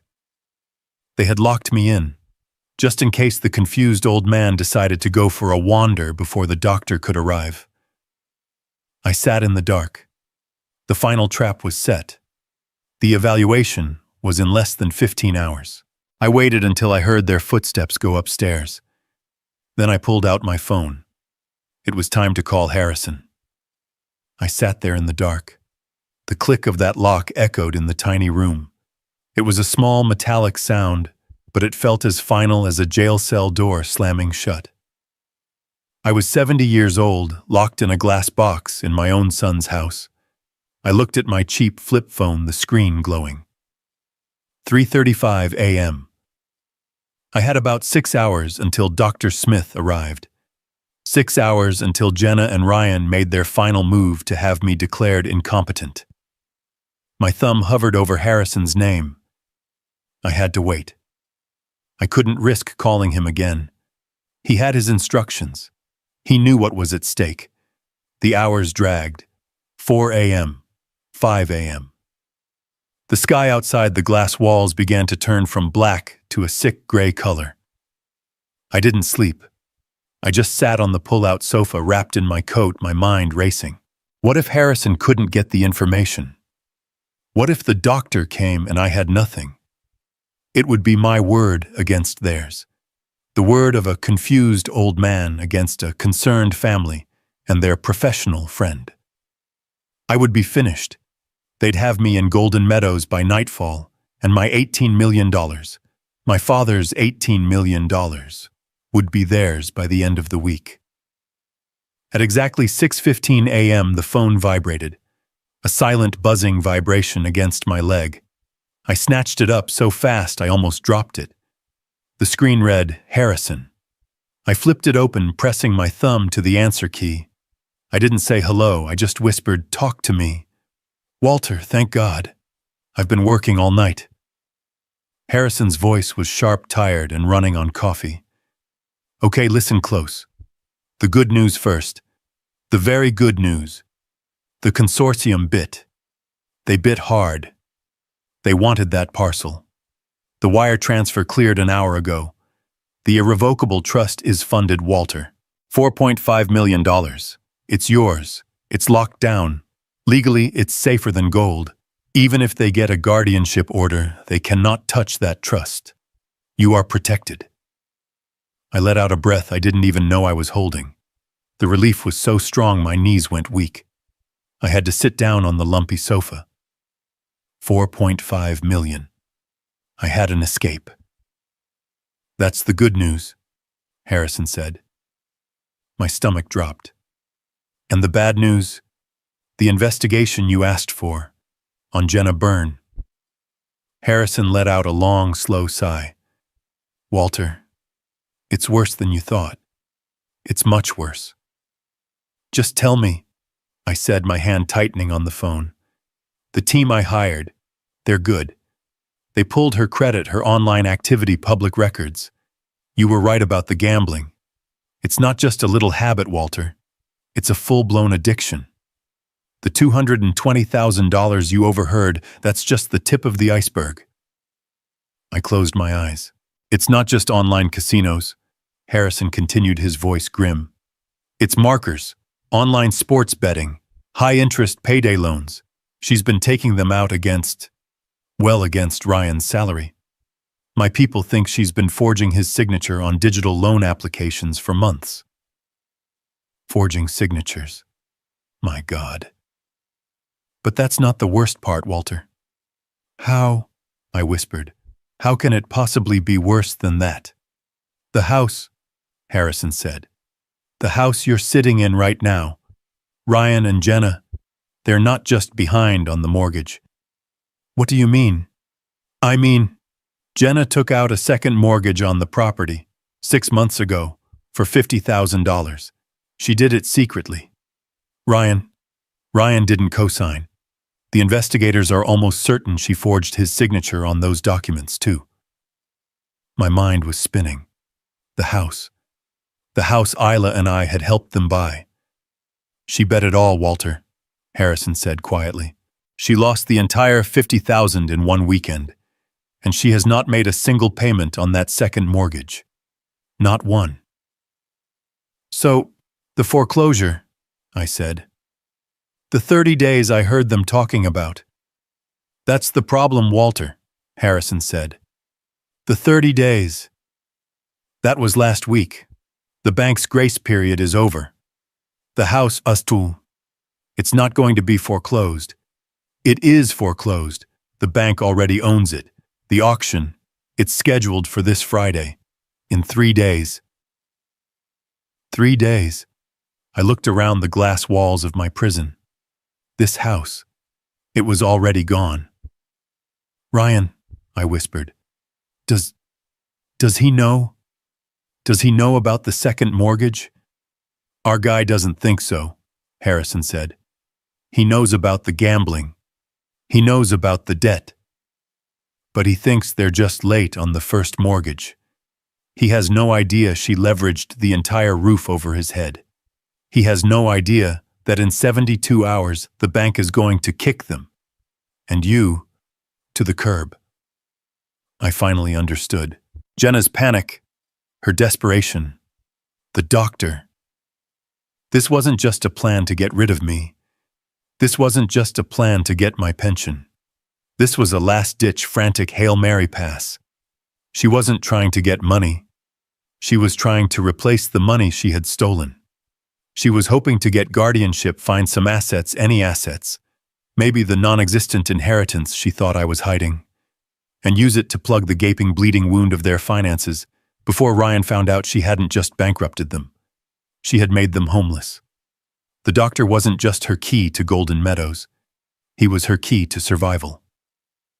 "Walter," Harrison said, pulling me back. "Walter, are you there?" "I'm here," I said. My voice was perfectly calm. The rage was gone. The fear was gone. All that was left was a cold, perfect, terrible clarity. "What time is it in Wyoming, Harrison?" 6:30 a.m. "Why? I need you to do one more thing. I need you to call that consortium back, the one that just bought the farm." "What? Why?" "I need you to buy something for me, here, in Ohio." "Buy what?" "A house," I said, "or more specifically, a mortgage." I looked through the glass door into the dark, quiet kitchen. "I need you to find out which bank holds the note on this property," I said. "Both notes, the first and the second mortgage, and I want you to buy them. I want you to buy my son's debt, today." The doorbell rang at exactly 10 o'clock in the morning. I heard it from the living room armchair. Jenna and Ryan had moved me there an hour earlier, guiding me by the elbows as if I were a piece of antique china that might shatter. "Let's get you settled in the comfortable chair, Walter." Jenna had chirped, her voice sickeningly bright. "It's warmer out here. We have a visitor coming and we want you to be comfortable." She fluffed a pillow behind my back. Her hands smelled like expensive floral lotion. I just slumped into the chair, letting my head hang, playing the part of the frail, defeated old man. Ryan stood by the fireplace, his face pale and slick with a thin layer of sweat. He looked like a man walking to his own execution. He knew what this was. He knew it was wrong. But he was weak, a ship towed in the wake of his wife's ruthless ambition. "I'll get it," Jenna called out, clapping her hands together. I heard her greet him at the door. Her voice was thick with fake emotion. "Greg, thank you so much for coming on such short notice. We're at our wits' end. We're so worried." "Of course, Jenna. Anything to help an old friend," a man's voice replied. It was smooth, confident, professional. A moment later, Dr. Smith walked into the living room. He was exactly as I remembered from the barbecue 2 years ago. Mid-50s, perfect gray hair, an expensive suit that probably cost more than my first car. He carried a polished brown leather briefcase. He looked at me, and his practiced friendly smile clicked into place. "And this must be Walter," he said, extending a hand. I just blinked at him, my eyes wide and watery. I didn't take his hand. I let mine tremble in my lap. His smile didn't falter. He pulled the ottoman closer and sat down, leaning in his posture, a perfect imitation of concern. Jenna sat on the edge of the sofa, wringing her hands. Ryan continued to stare at the fireplace as if hoping to find an escape route in the bricks. "Walter?" Dr. Smith began, his voice soft and soothing. "My name is Greg Smith. I'm a friend of Jenna's, and she and Ryan have told me you've been going through a very difficult time." I just nodded, a small, weak movement.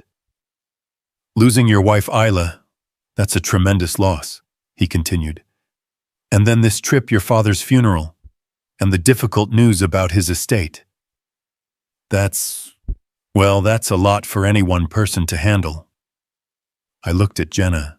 She gave me an encouraging little nod, as if to say, "It's okay. He's here to help." "Jenna tells me," the doctor went on, "that you've been, a little forgetful lately.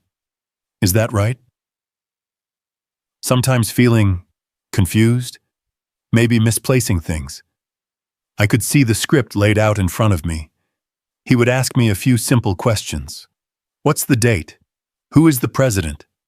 Where are you?" I would answer them, and then he would twist it. He would say, "Your family says you're confused and you seem agitated. You're denying your symptoms, which is a symptom in itself." It was the perfect airtight trap. Jenna jumped in. "It's okay, Walter. Just tell the doctor. Tell him about the remote. Remember how you couldn't find the remote control and how you lost your socks? I looked at the doctor. His eyes were kind, but his smile was a lie. This was my moment. This was the moment it all turned. Hello everyone, I'm truly grateful you're here today. Before we go any further, please like the video, subscribe to the channel, and tell me in the comments where you're watching from. And I want to ask you something. Honestly, if you were standing outside that door, hearing your family plan your future, would you walk in or stay silent? Just a quick note before we continue this story includes some fictional elements added for narrative and educational purposes. Any similarities to real names or situations are unintentional, but the message you're about to hear is completely real. I took a slow, deep breath. The performance was over. The slumped, frail old man disappeared. I sat up straight in the armchair. My spine felt like steel. I looked Dr. Greg Smith directly in his practiced lying eyes. My voice, when it came out, was not the weak whisper of a confused man. It was the voice of a 70-year-old who had run a factory floor for 40 years. It was cold, it was clear, and it did not tremble. "You can go now, doctor." The smile on Smith's face faltered. It didn't fall. It just stuck. I beg your pardon." Jenna's face tightened. The fake concern vanished. "Walter, don't be rude. This is Dr. Smith. He's here to help." "No," I said, my gaze still locked on the doctor. "He's not. He's here to sign a piece of paper. He's here to commit perjury. He's here to help you steal my pension and my Social Security." Smith's face went from pale to a blotchy red. "Now see here, Mr. Byrne. That is a very serious accusation. It's a serious crime," I said. "I know who you are, Greg. I remember you from the barbecue. You're a family psychologist, not a geriatric specialist. And I am not your patient, so I'll say it again. You can leave my house." My house?" Jenna stammered, shooting to her feet. Ryan finally turned from the fireplace, his face a mask of pure white-hot panic. "Dad, what are you doing?"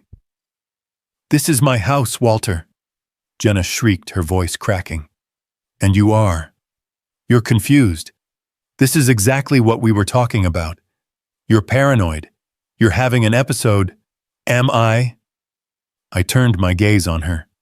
The cold anger I had held back for 8 days finally washed over me. "Am I paranoid, Jenna?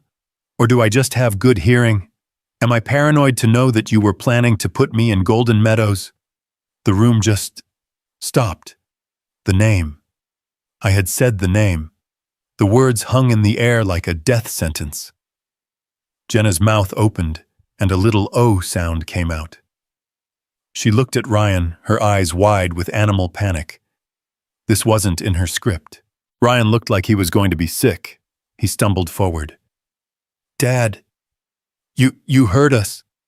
"Every word," I said, my voice like gravel. "Through the front door. He's a financial black hole. Golden Meadows. It's him or us. Every single word." Dr. Smith didn't need any more. He saw the trap he'd just walked into. He snapped his briefcase shut. I think I'm in the wrong place. This is a private family matter. I should be going." "Yes," I said. "You should." He didn't walk to the door. He fled. We heard the front door open and slam shut. And then there was a silence. It was just me, my son, and his wife. Jenna stared at me, her face white. You spied on us," she whispered. "No," I said. "I listened. And then for 8 days, I watched." You pretended," she shrieked, her rage coming back. "All week you sat there, pretending to be sick, pretending to be confused." "I didn't have to pretend very hard, did I?" I said. I stood up from the armchair. I suddenly felt stronger than I had in years. "You made it easy. The cold room. The stolen remote. The scraps of food. You locked me in last night, Jenna. Ryan's head snapped toward her. What, Jenna? You locked him in. It was for his own good, she screamed. He's clearly not well. He's senile. He's lying. He's making it all up. Am I lying, Jenna? I took a step toward her. Am I lying about Golden Meadows? She flinched. She actually took a step back. You did all this, I said, my voice quiet again. You were willing to destroy my life. You were willing to throw me in a hole to die, all because you thought I was poor, because you thought I was a burden. You're her composure gone. You're a leech. You came here with nothing but debts. That, I said, that is where you are wrong. That, I said. My voice was suddenly calm, and the calmness of it seemed to startle her more than if I had yelled. She stopped, her mouth still open, breathing hard. That is where you are wrong, Jenna. What? What did you say? I said you're wrong, I repeated. And that's why I lied. Ryan, who had been frozen by the fireplace, finally looked at me. Lied. Dad. What lie?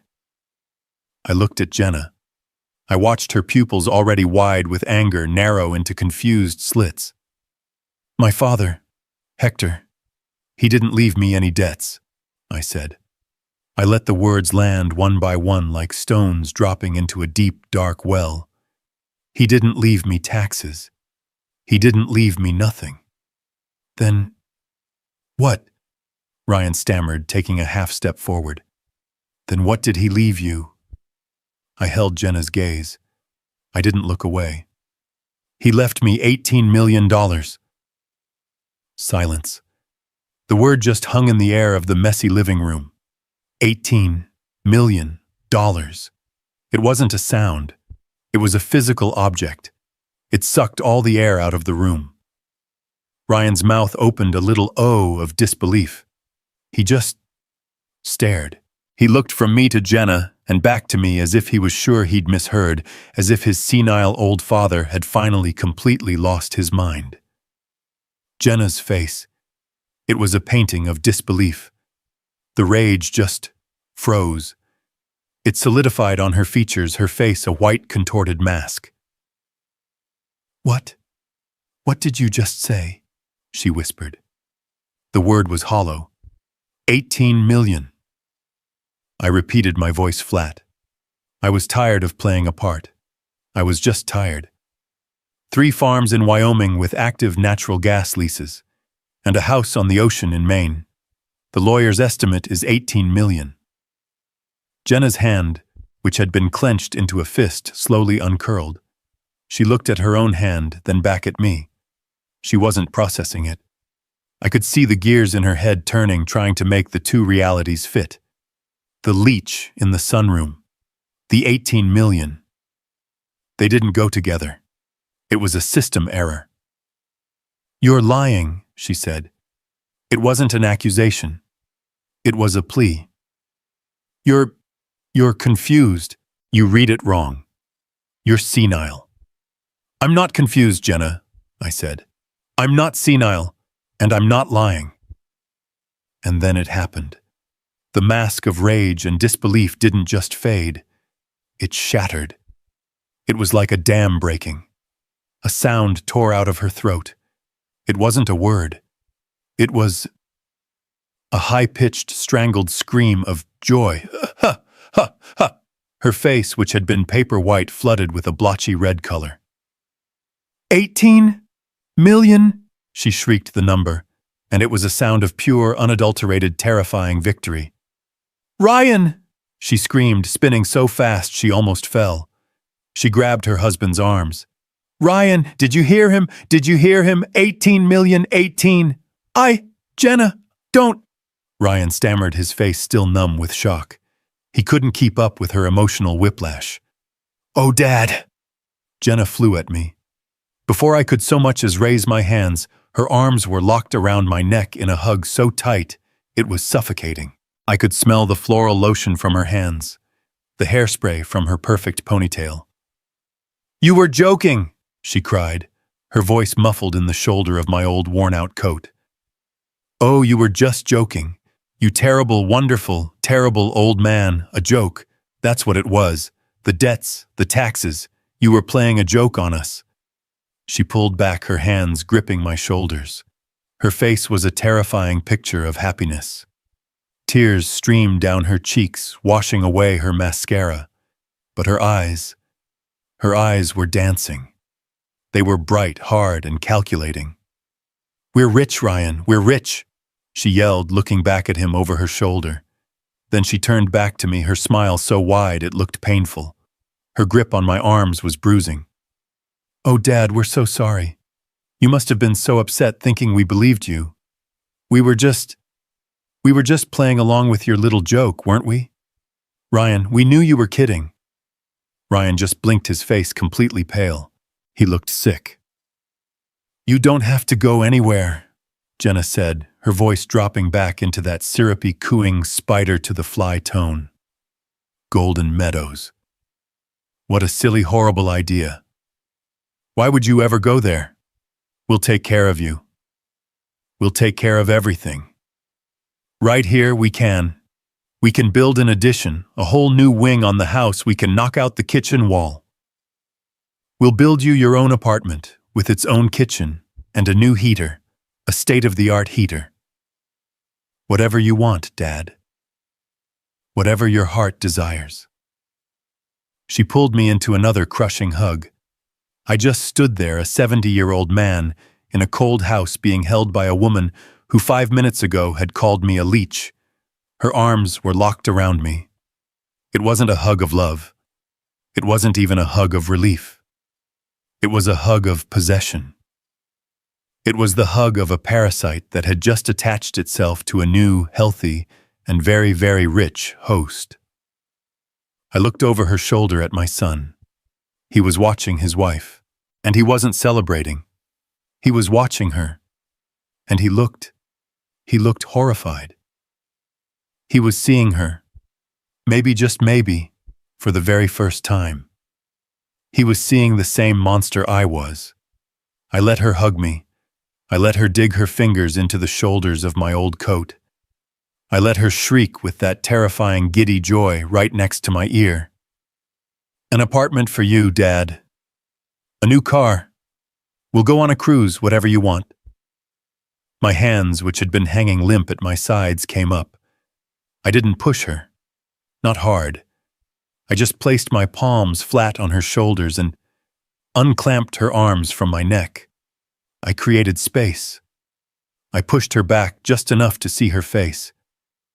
Her laughter died in her throat. Her manic, tear-stained smile froze. The joy in her eyes flickered, instantly replaced by a sharp animal confusion. "Dad, what's wrong?" she stammered. I'm just happy. We're happy you were just joking." "Happy," I repeated. The word tasted like poison. "Is that what this is, Jenna, happiness?" I looked at her, and for the first time she saw the real me. Not the senile old man, not the burden, not the ghost. She saw the 70-year-old man who had seen through her. "Or is it just relief?" I asked. What are you talking about? $18 million, I said, my voice quiet, cutting right through her excitement. "It's a lot of money. It's a miracle, isn't it? But I have to ask." I paused just for a second, letting her panic build. "Is it enough?" "Enough?" she repeated, her voice suddenly small. "Enough for what? It's 18 million. Is it enough?" I said, "to pay off the $220,000. The words just hung there. If 18 million had sucked the air out of the room, 220,000 brought the frost. Jenna's face didn't just go pale. It went white. A waxy, bloodless, terrible white. She looked like a store mannequin. Ryan made a sound. a small, gulping, choking sound like he'd been punched. His eyes, which had been locked on his wife with a look of dawning horror, flew to me. "Dad," he whispered. His voice was shaking. "What? What did you just say? 200? What?" I didn't look at my son, not yet. I kept my eyes locked on Jenna. "You heard me," I said. $220,000. That's a lot of online sports betting, Jenna. That's a lot of digital poker tables. Must be hard keeping that a secret." I, Jenna stammered. She took a step back, her hand flying to her mouth. She looked at Ryan, her eyes wide with a terror that had nothing to do with me. He's lying. He's confused. He's senile. He's making it all up. Ryan, he's just saying numbers." "Am I?" I asked. "Am I making up the online loan applications? The ones you forged his signature on? Am I making up the payday loans? The markers? Am I making up the collection agency that's been calling his office?" "Jenna," Ryan said. His voice wasn't a whisper anymore. It was low. It was deep. It was dangerous. "Jenna, what is he talking about?" "He's lying!" she shrieked, backing away from me toward the kitchen. "He's an old bitter man, and he's trying to turn you against me. He's talking about the foreclosure, isn't he, Jenna?" I said. That was the word. That was the kill shot. Ryan just crumbled. "Foreclosure," he repeated. He stumbled forward away from the fireplace, his gaze unfocused. No, we're just late. That's what you said. You said we were 30 days late, that we could catch up. You said you just needed—" "She lied, son," I said. My voice was gentle now. I finally turned to him. His face was breaking apart. "She didn't just get behind. She took out a second mortgage, 6 months ago, for $50,000. She forged your name, Ryan, and she lost it all, in one weekend." "No," Ryan whispered, shaking his head. "The auction is this Friday, son," I said. "In 3 days, this house is gone. That's what the 30 days meant. That's why she was so desperate to get me declared incompetent. She wasn't just after my pension. She was hoping I had something, anything, to plug the hole before you found out she hadn't just bankrupted you." I paused. "She had made you homeless." Ryan sank to his knees. He didn't yell. He didn't make a sound. He just dropped. He put his hands on his head, his fingers digging into his hair, and he just knelt on the cheap living room carpet, his body rocking back and forth. "No," he whispered to the floor. No. Jenna, you didn't. You promised. You promised me you stopped. You promised. My mother's. The kids' college fund." Jenna was backed against the kitchen counter, her eyes darting between me and the broken man on the floor. The trap was closed. She was caught. And then she exploded. The panic, the lies, the terror, it all erupted into pure, white-hot rage. "So what?" she screamed, her voice cracking. "So what if I did? You didn't give me a choice, you and your useless father living here sucking us dry. I had to do something. I could have won it back. I was so close, I just needed more time." "My God," Ryan whispered, looking up at the woman he'd married. "It's his fault," she shrieked, and she pointed at me. Her finger was shaking. "He did this. He came back with his debts, his lies, and he ruined everything." She was a cornered animal, spitting and clawing at the men who had trapped her. Ryan just stayed on the floor. He had finally seen it. The truth. The truth that I was the only one in the room who hadn't been lying to him. The truth that his wife hadn't just made a mistake. She had destroyed them. The fight drained out of her. The realization of what she had lost, of what she had almost had in her grasp, hit her. $18 million. She slid down the wall, her legs giving out, and she just sat on the floor, surrounded by her fake, perfect, foreclosed life. She put her head in her hands and began to cry. Not the angry sobs, not the hysterical shrieks. This was the quiet, hopeless sound of absolute final defeat. Ryan just stood there, his bloody hand at his side, staring at the woman on the floor. The war was over, and everyone had lost. I let the silence sit for a full minute. I let them sit in the ruins they had made. Then I cleared my throat. They both flinched. I think they had forgotten I was still there. "Well," I said, "now that we're all being honest." Jenna looked up, her face a mess of ruined makeup and tears. What do you want?" she whispered. "What I want," I said, "is to go to a home where I'm not freezing to death. What I want is to not be called a leech by the woman who has been gambling away my son's future. What I want is to know why my son, would agree to throw his own father into a state-run home." Ryan finally moved. He turned to me, and his face was just hollow. "Dad," he whispered, she told me we had no choice. She told me if we didn't cut our expenses, starting with you, we'd lose everything. I didn't know why we were losing everything. I didn't know about the second mortgage, I swear. You just thought it was easier to get rid of me." I finished for him. He didn't answer. He just looked at the floor. And that was all the answer I needed. "Well," I said, "I have good news, Jenna." She looked up, her eyes wide with a tiny pathetic spark of hope. Good news. Yes, you're right. You were absolutely right. I am a burden." "Dad, no," Ryan whispered. "Yes," I said. "I am. A 70-year-old man, a widower living in your sunroom. I'm a problem. And you too. You have so many problems right now.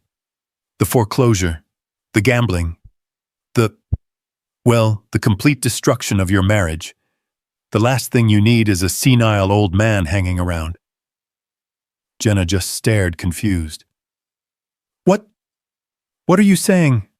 "I'm saying you're right," I said. "It's time for me to go. I'm going to get out of your hair. I'm going to solve my own problem." I walked over to Ryan. He was still standing by the fireplace, a statue of shame. "Ryan," I said. He flinched, but he looked at me. "I came back from that funeral," I said, my voice quiet, "and I was going to give you this house. I was going to pay off every single debt you had no questions asked. I was going to set you free. All I wanted was to feel like I was part of a family again." His face crumpled. "Oh God, Dad, But you couldn't even wait," I said. "You couldn't even pretend to be human. You were too busy planning my exile." "Walter," Jenna said, scrambling to her feet. Wait. We can fix this. The 18 million, it fixes everything. It pays off the house. It pays off everything. We can be a family again, just like you wanted." She was smiling again. That bright, terrifying, greedy smile. She didn't see the problem. She just saw the money. She saw that the ATM had been restocked. "That's the thing, Jenna," I said. "It's not we." I reached into my pocket. My hand passed the thick envelope with the will. I pulled out my old flip phone. I held it up. "It's my money." I saw Ryan's eyes focus on the phone. "Dad, what does that mean?" "It means," I said, "that I've been a busy old man. I made a phone call. I made a few. That farm, the one worth $4.5 million, I already sold it." You sold it," Jenna said, her voice faint. "Yes, a consortium in Wyoming bought it. This morning. The money is gone." "Gone?" she shrieked. "What do you mean gone? Did you gamble it? The irony of the question was so thick I could barely breathe. No, Jenna, I said. I'm not like you. I didn't lose it. I moved it. I moved it into an irrevocable trust, a trust that only I can touch, a trust that no son, no daughter-in-law, and no court-appointed guardian can ever get their hands on. Her face went blank. The smile, the hope, the greed, it all just switched off. So you see, I said, I'm all taken care of. I started walking toward the front door. Wait, Ryan yelled, running after me. Dad, wait, where are you going? You can't just leave. I turned at the door, my hand on the knob. I can, I said. You were right. I'm a burden, and I'm done being your burden. But the house, he said, his voice cracking with desperation. The foreclosure. In 3 days, Dad, please you. You have the money. You can stop it. You can save us. Jenna was right behind him, her face a mask of pleading. He's right, Walter. Please, we made a mistake, a horrible mistake, but you can fix it. You're the only one who can. I looked at them. My son, the coward. My daughter-in-law, the predator. Both of them finally united, begging me for money. I just smiled. It wasn't a nice smile. It was Hector's smile. Hard. Cold. Oh, I said. The house, I almost forgot. Dad, you don't have to worry about the foreclosure, son. It's all taken care of. A wave of pure, flooding relief washed over Ryan's face. He actually sagged against the doorframe. Oh God, Dad, thank you. I knew you wouldn't. Don't thank me, I said, cutting him off. I didn't do it for you. What? What do you mean? I pulled a new envelope out of my coat pocket. The one Harrison had overnighted to me at a P.O. box I'd set up. I said that the bank isn't going to foreclose on this house. Jenna let out a sob of relief. Thank you, Walter, thank you. The bank isn't foreclosing, I said, because the bank doesn't own this house anymore. I looked them both right in the eye. As of 9 a.m. this morning, my trust bought the debt. Both mortgages. The first one and the secret fraudulent one you signed, Jenna. I let that sink in. I don't understand, Ryan said. It means, I said that I paid it all off. This house is free and clear. Jenna burst into tears, lunging for me again. You saved us. You saved us, Walter. I knew you would. I put my hand up, a firm, flat palm. She stopped. I'm not finished, I said. I own the debt. I own the note. And now, I own this house. I tossed the envelope onto the floor between them. It landed with a soft, final thump. That, I said, is a 30-day eviction notice. Dr. Smith was gone. I heard the front door click shut, a quiet little sound that was completely drowned out by Jenna's ragged, shrieking sobs. She was still backed against the counter, a wild animal, her face blotchy and wet, with tears of pure, unadulterated rage. And Ryan, my son. He was still on his knees in the middle of the living room floor, like a man who had just been told his entire life was a lie. Which I supposed it was. He was just rocking back and forth, whispering, "No, no, no," to the carpet. They were a storm, a hurricane of their own, making a whirlwind of debt and lies and betrayal. And I was the eye. I stood up from the armchair. The movement was small, but it was enough. The sound of my old joints creaking, or maybe just the shift in the room's gravity, made them both stop. Jenna's sobs hitched. Ryan's rocking paused. They both looked at me, their eyes red and ruined. You know, I said. My voice was calm. It was so calm it surprised even me. The funny thing is, the really, truly funny part. I walked slowly from the armchair, stepping around my son, who was still kneeling on the floor. I walked toward the front window and looked out at the overgrown lawn. The funny part is, I came home from that funeral, and I was happy. Happy. Ryan's voice was a rough croak from the floor. Yes. Happy, I said, still looking out the window, because I thought I had the answer. I thought I had a miracle in my pocket. I knew you were struggling. I didn't know why not, really. I didn't know about this. I gestured vaguely around the room. But I knew you were in pain, and I thought I could fix it. I turned around to face them. The whole 10-hour drive back from Wyoming, you know what I was planning. I was planning to sit you both down right at that kitchen table. I was going to tell you about the money, and then I was going to tell you that I was giving you this house. Jenna's head snapped up. Her crying stopped.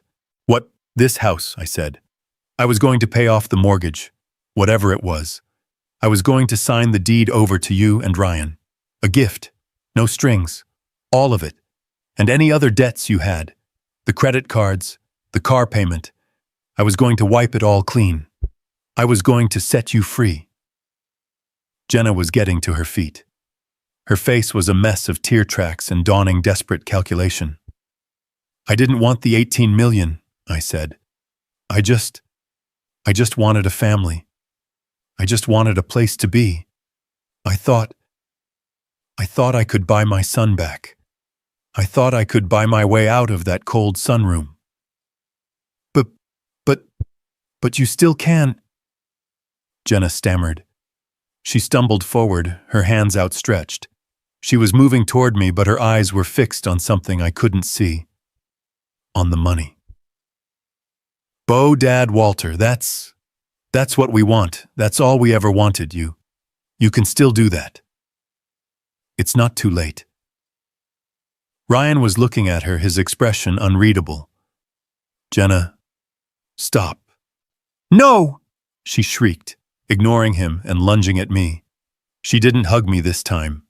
She grabbed the front of my old coat. Her knuckles were white. Walter, please listen to me, you were right. We made a mistake, a horrible, terrible mistake. I was sick, you understand. The gambling, it's a disease, I was sick. But you can fix it. You have the money, you can fix everything. You can pay off the house, you can save us. Please, Dad, please, we'll do anything. We'll build you the apartment. We'll wait on you hand and foot. We'll be the family you want. Just please. Don't let them take the house. She was on her knees now, clinging to my coat, sobbing. It was the most pathetic, most disgusting performance I had ever seen. 5 minutes ago, I was a leech. 10 minutes ago, I was a senile old man. Now I was her savior. I looked down at her, at this desperate, broken woman clinging to my clothes. And then I looked at my son. He was finally standing up. He was just watching us. His face was empty. He had nothing left. Please, Walter, Jenna wept. Don't let the bank take the house. Don't let them win. I reached down and I took her wrists. I unclenched her fingers from my coat one by one. You're right, Jenna, I said. Her sobbing stopped. She looked up, her eyes wide with a final desperate spark of hope. I am, yes, I said, dropping her hands. You're right. The bank isn't going to take this house. Ryan let out a sound, a rush of air, relief. Oh God, Dad, I knew you. Don't thank me, Ryan, I said, cutting him off without looking at him. My eyes were still on Jenna. I didn't do it for you. I don't understand, Jenna whispered. The foreclosure, the auction on Friday. You don't have to worry about it, I said. It's all been taken care of. You paid it? Ryan asked, his voice trembling. You already paid it off. Yes, I said. I paid it all off, in full, this morning. The bank isn't foreclosing. Jenna let out a wild laugh of pure relief. Oh, thank you, God, thank you, Walter, The bank isn't foreclosing, I said, my voice cutting through her like a razor, because the bank doesn't own your debt anymore. Jenna's smile froze. What does that mean? Ryan asked. It means, I said, that I had my lawyer in Wyoming contact the bank. I had him find out exactly who held the note on this property. Both notes. The original one, and the secret fraudulent one you took out, Jenna. Jenna's face went white again. And then, I said, I had my lawyer buy that debt. All of it. The bank was happy to sell. They got their money. They're out of the picture. You bought it, Ryan whispered. So you own? Yes, I said. I own this house. I am your mortgage holder. I am your creditor. I am the man you owe $220,000 to. I reached into the inner pocket of my coat, the one where I'd kept my father's will. I pulled out a new crisp white envelope. I own the roof over your head, I said. And as the new owner, I have a few changes I'd like to make. I tossed the envelope onto the coffee table, the one where she'd left the Golden Meadows brochure. It landed with a soft, final thump. Jenna just stared at it. What is that? She whispered. That, I said, is a 30-day eviction notice. The white envelope landed on the coffee table with a soft, final sound. Jenna just stared at it. She didn't move. She didn't seem to be breathing. Eviction. Notice. Ryan whispered the words. He sounded like a stranger, like a man speaking a language he didn't understand. Dad, no, that's not funny. That's not a joke. It's not a joke, son, I said, my voice as flat and hard as a piece of slate. It's a legal document. My trust now holds the deed to this property free and clear. You are tenants, and you are in default. You haven't paid your mortgage, to me, so you have to leave. I'm giving you 30 days, which, as I understand, it is 27 more days than the bank was going to give you. I'd say that's generous. Jenna finally moved. She didn't get up. She just looked from the envelope to my face. The confusion was gone. The hope was gone. The rage was gone. All that was left was a pure blank nothing. You're kicking us out, she whispered. I am removing non-paying tenants from my property, I said. It's just business. Business. Ryan suddenly found his voice. It wasn't a whisper. It was a roar. He lunged forward, not at me, but at her. He grabbed her by the arm, hauling her to her feet. Business, this is our life, and you did this. Ryan, stop, you're hurting me, she shrieked, trying to pull away. You lied to me, he shouted, his face inches from hers. You lied. You lied about the money. You lied about the house. You lied about everything. My father came home with $18 million, and you tried to have him locked up. You called him a leech. I didn't know, she screamed, clawing at his hands. How could I know? I thought he was poor. I thought he was dragging us down. He wasn't dragging us down, Ryan yelled, shaking her. You with your gambling. You gambled away my mother's money. You gambled away our house. I did it for us, she cried. To give us a better life, a life you couldn't give me. It was ugly. It was the raw, terrible truth of their marriage exploding in the middle of the living room right in front of me. The man who had paid for the stage they were performing on. I just stood by the front door and watched. A better life. Ryan laughed, that same dead, hollow laugh from the other night. This is a better life, Jenna. We're being evicted. We have nothing. We have less than nothing. No! She screamed, finally tearing herself free from him. Her eyes, wild and panicked, found me again. She stumbled, fell to her knees, and crawled. She literally crawled across the carpet and grabbed the hem of my pants. Walter, she wept. Please, please don't. I'm begging you. Don't do this. He's right. I lied. I did it all. It was me. Punish me. Don't punish Ryan. Don't take his home. It was a good performance.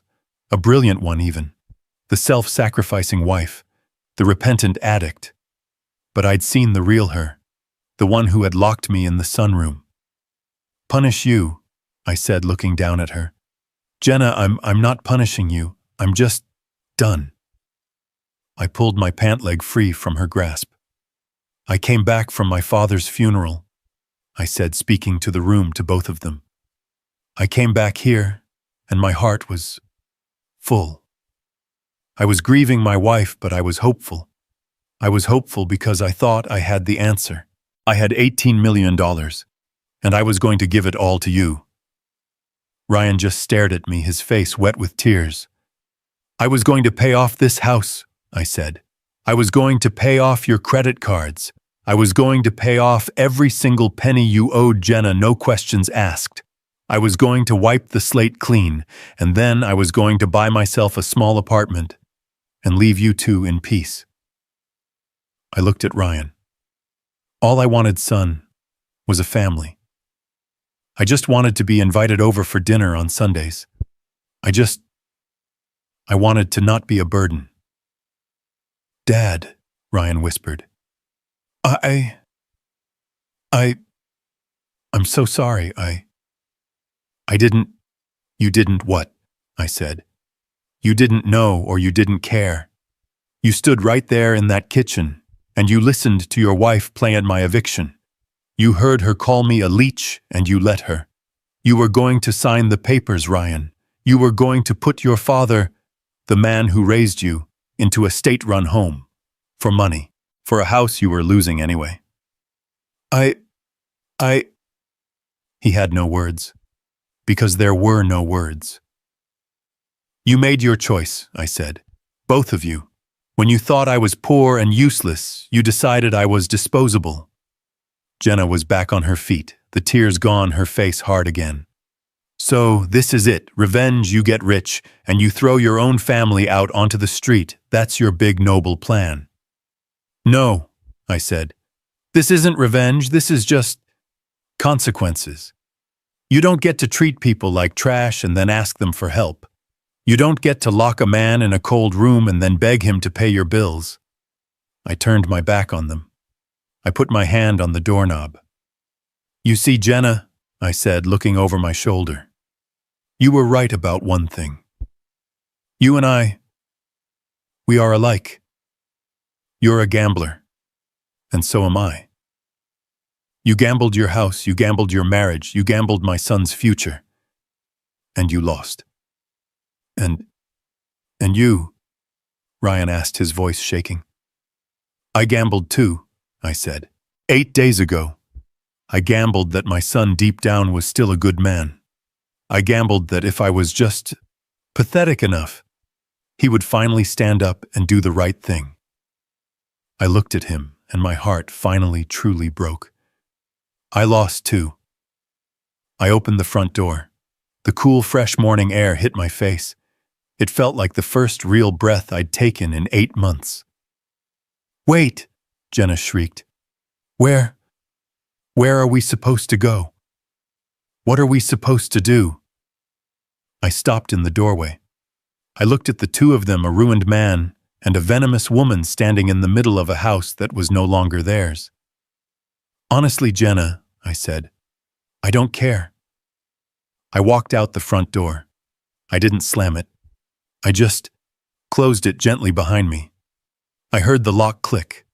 I walked down the cracked concrete path past Isla's overgrown roses. I got into my old truck, the one with the $18 million will still tucked in the glove box. I started the engine, and I drove away. As I turned the corner, I saw Ryan, my son, stumble out onto the front lawn. He was just standing there watching me leave. I didn't stop. I just kept driving. I looked at them. My son, the coward. My daughter-in-law, the predator. Both of them finally united, begging me for money. I just smiled. It wasn't a nice smile. It was Hector's smile. Hard. Cold. "Oh," I said. "The house, I almost forgot about that." "Dad," Ryan whispered. His face streaked with tears, his eyes lighting up with a desperate, pathetic hope. "You don't have to worry about the foreclosure, son," I said. "You don't have to worry about the bank. It's all taken care of." A wave of pure, flooding relief washed over Ryan's face. He actually sagged against the wall, his legs giving out. "Oh God, Dad, thank you. Thank you. I knew you wouldn't, Jenna let out a wild, high-pitched sob, but this time it was a sound of absolute relief. She scrambled to her feet, laughing and crying at the same time. "Oh, Walter, Bo, thank you. I knew you still loved us. I knew you would fix it." "Don't thank me," I said. My voice was quiet, and it sliced right through her relieved sobs. She stopped. "I didn't do it for you." Jenna's smile froze. What do you mean?" I said that the bank isn't going to foreclose on this house." I paused just to let them hang on that one good piece of news. "The bank isn't foreclosing, because the bank doesn't own your debt anymore." Ryan frowned. I don't understand." "It's simple, son," I said. "I had my lawyer in Wyoming contact the bank this morning, the one that holds your first mortgage, and the other bank, Jenna, the one that holds the secret fraudulent $50,000 note you took out." Jenna's face went white again. "And then," I said, "I had my lawyer buy that debt, all of it. The bank was happy to sell. They got their money. They're out of the picture. As of 9 a.m. this morning, my $4.5 million trust, my irrevocable, untouchable trust, bought every penny you owe." I let that sink in. Jenna was the first to process it. A slow, watery, greedy smile spread across her face. Oh, Walter," she breathed. She thought it was a gift. She thought she was safe. She thought the ATM had just paid the bill.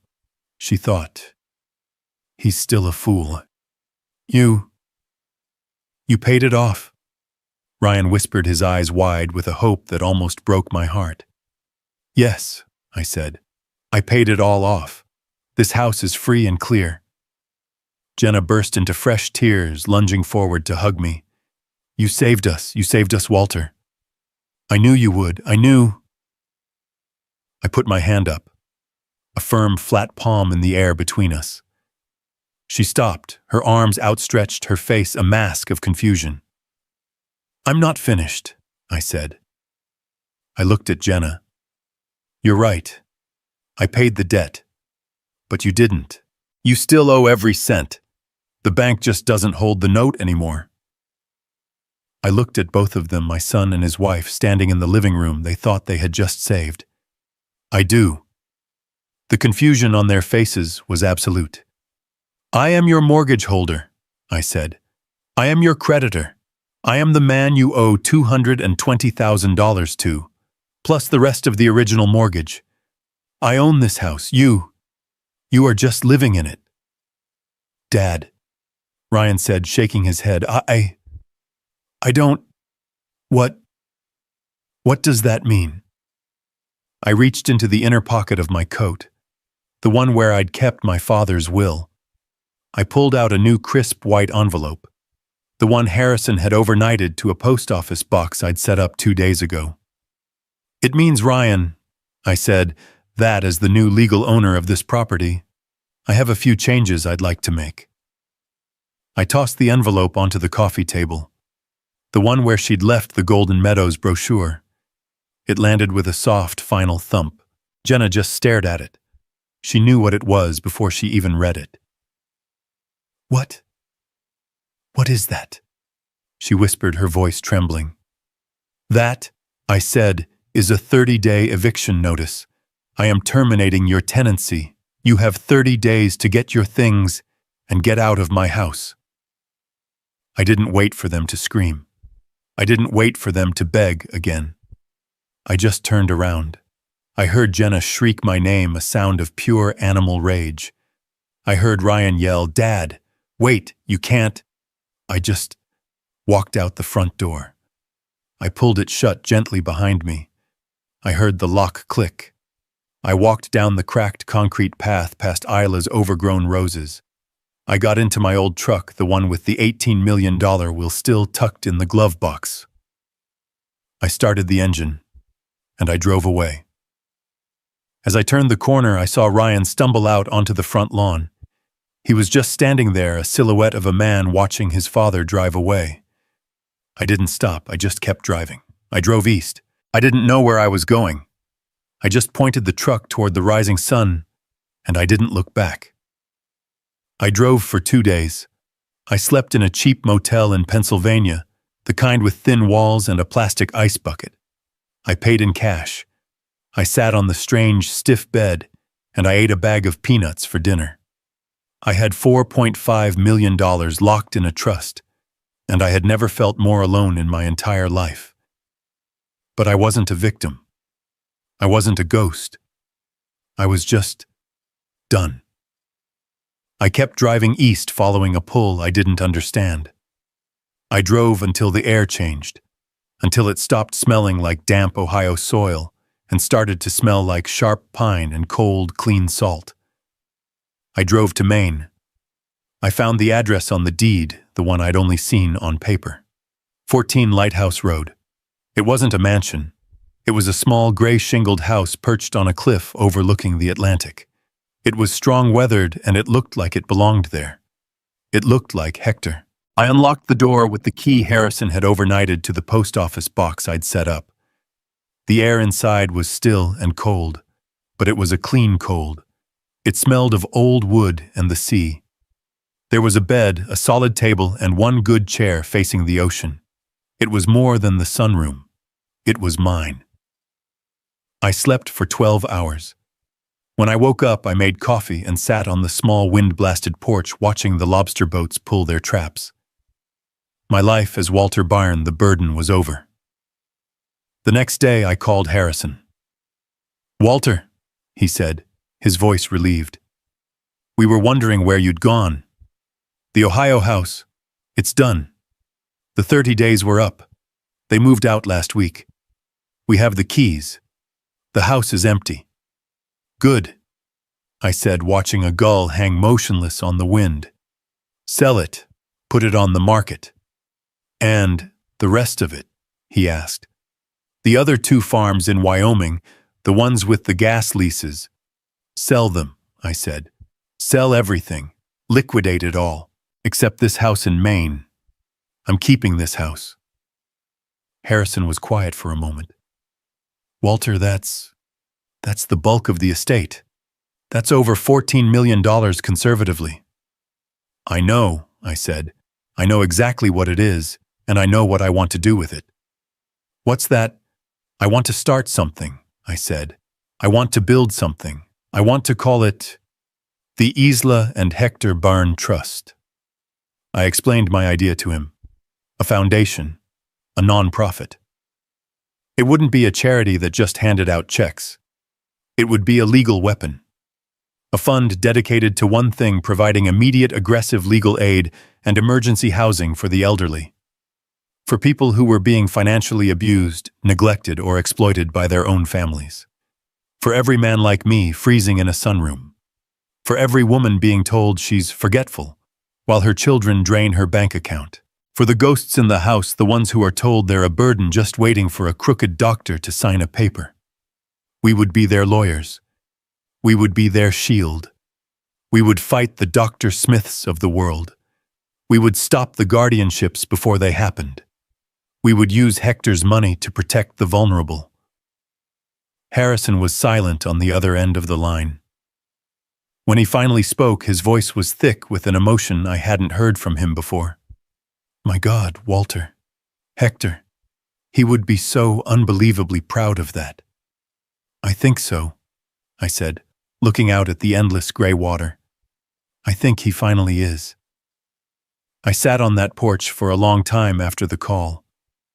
I finally understood my father.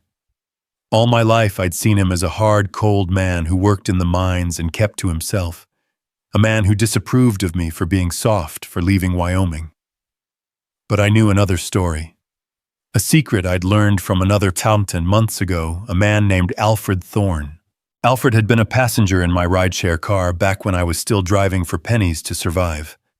He had cried when he saw my face because I looked just like my father. He told me that 60 years ago my father, Hector, a simple mechanic with no money, had found him in a bar, a young man about to lose his family business. And my father, my cold, hard father, had given that stranger his entire life savings. $30,000, an impossible sum. He'd saved Alfred's life and in doing so had secured the shares in Alfred's company, another inheritance I never knew I had. My father didn't do it for a reward. He didn't do it for praise. He just did it. He saw someone vulnerable and he protected them. He had been quietly building his own fortune from the mines, but he lived like a pauper and he used his strength not to bully but to shield. That was his real legacy, not the 18 million, the example. My son and his wife, they saw the money as a jackpot, a prize to be taken stolen and spent. My father saw his money as a tool, as a responsibility. Sitting there in his house breathing his air, I finally understood the man I had never known, and I knew exactly what I had to do with his gift. The foundation took 6 months to build. It was hard work. It was good work. Harrison moved to Maine to run it. He said he was tired of Wyoming wind and wanted to try the lobster. We've already helped 12 people. We've stopped 3 guardianships in court. We've moved 4 seniors out of abusive homes and into safe, clean apartments. We've become the people who answer the 3 a.m. call. My life is quiet now. It is good. The house in Ohio sold in a day. I never asked where Ryan and Jenna went. I didn't need to. My old flip phone rang yesterday. I almost didn't answer it. I didn't recognize the Ohio number. Hello? Dad? The voice was thin. I almost didn't recognize it. It was Ryan. Hello, son, I said. We just sat in that silence for a long, long time. I could hear the seabirds crying on my end. I could hear the sound of traffic and construction on his. I'm in a new place, he said finally. His voice was rough. A small apartment, over on the west side. It's not much, but it's clean. Okay, I said. And I got a job at a construction site. Just labor. But it's work. It's honest. That's good, Ryan. Yeah, he said. And Jenna, she's in a program, a 90-day residential program for the gambling. That's good too. Yeah, he whispered. Yeah, I guess. We're separated. For good. I'm sorry to hear that, son. Don't be, he said. It had to happen. I'm going to meetings myself. For codependence, you know. That's a good path, Ryan. Another long, aching silence. I knew what was coming. The old me would have tensed waiting for the ask, the request for money. Dad, he said, and his voice cracked. I know I have no right. I know that. I'm not calling for money. I swear, I'm not. I'm paying my own rent. I know, I said. It's just Thanksgiving is next month. And I, I don't, I mean, he took a shaky breath. I was just wondering, he finally whispered, if, if I could, maybe, come visit. Just for the day, I'll drive myself. I'll pay for my own gas. I just, I don't want to be alone, Dad. I looked out the window. I watched the ocean, that big, gray, endless water. I thought about my father. I thought about Isla. I thought about the family I had and the one I'd lost. Healing. It's not a straight line. It's a long, hard road, and it has to start with the truth. He had told the truth. He was working. She was in rehab. He was getting help. He wasn't asking for money. It was a start. Bring a pumpkin pie, son, I said. Dad, really? He whispered. He sounded like he was crying. And don't get the cheap store-bought kind, I said, my voice rough. Your mother hated those. I heard a sound on the other end. It might have been a laugh. It might have been a sob. Okay, Dad, he whispered. Okay, I will. I hung up the phone. I sat there feeling the cool salt air on my face. The road back, it's a long one. For both of us. But I guess it has to start somewhere. My story. It could have ended in that cold sunroom. I could have been just another file in a cabinet at Golden Meadows. Another confused old man whose family bled him dry and moved on. I learned something the hard way, sitting in that freezing dark. Sometimes the people closest to you, the ones who call you Dad, are the ones who will hurt you the most. They see your grief as weakness. They see your age as confusion. And they see your life savings as their inheritance. Looking back now, I see my own mistakes clearly. I stayed silent too long. I made excuses for cruelty because it came from family. Don't be like me. If something feels wrong, it probably is. Age, grief, or kindness should never make you disposable. I learned that trusting blindly can be dangerous, but trusting God gave me clarity when fear tried to take over. This story taught me that God doesn't always rescue us by changing people. Sometimes God rescues us by opening our eyes. My advice is simple: protect yourself, set boundaries early, and never trade your dignity for peace. God gives us wisdom, but we must choose to use it. If this story made you think, I invite you to comment below what lesson did you take from it, and what would you do differently in my place. If you found value here, please consider sharing this story and subscribing to the channel. It helps more than you know. Thank you sincerely for staying with me until the very end. And please be aware, the next story contains some fictional elements created for educational purposes. If this isn't for you, feel free to exit and choose content better suited to your interests.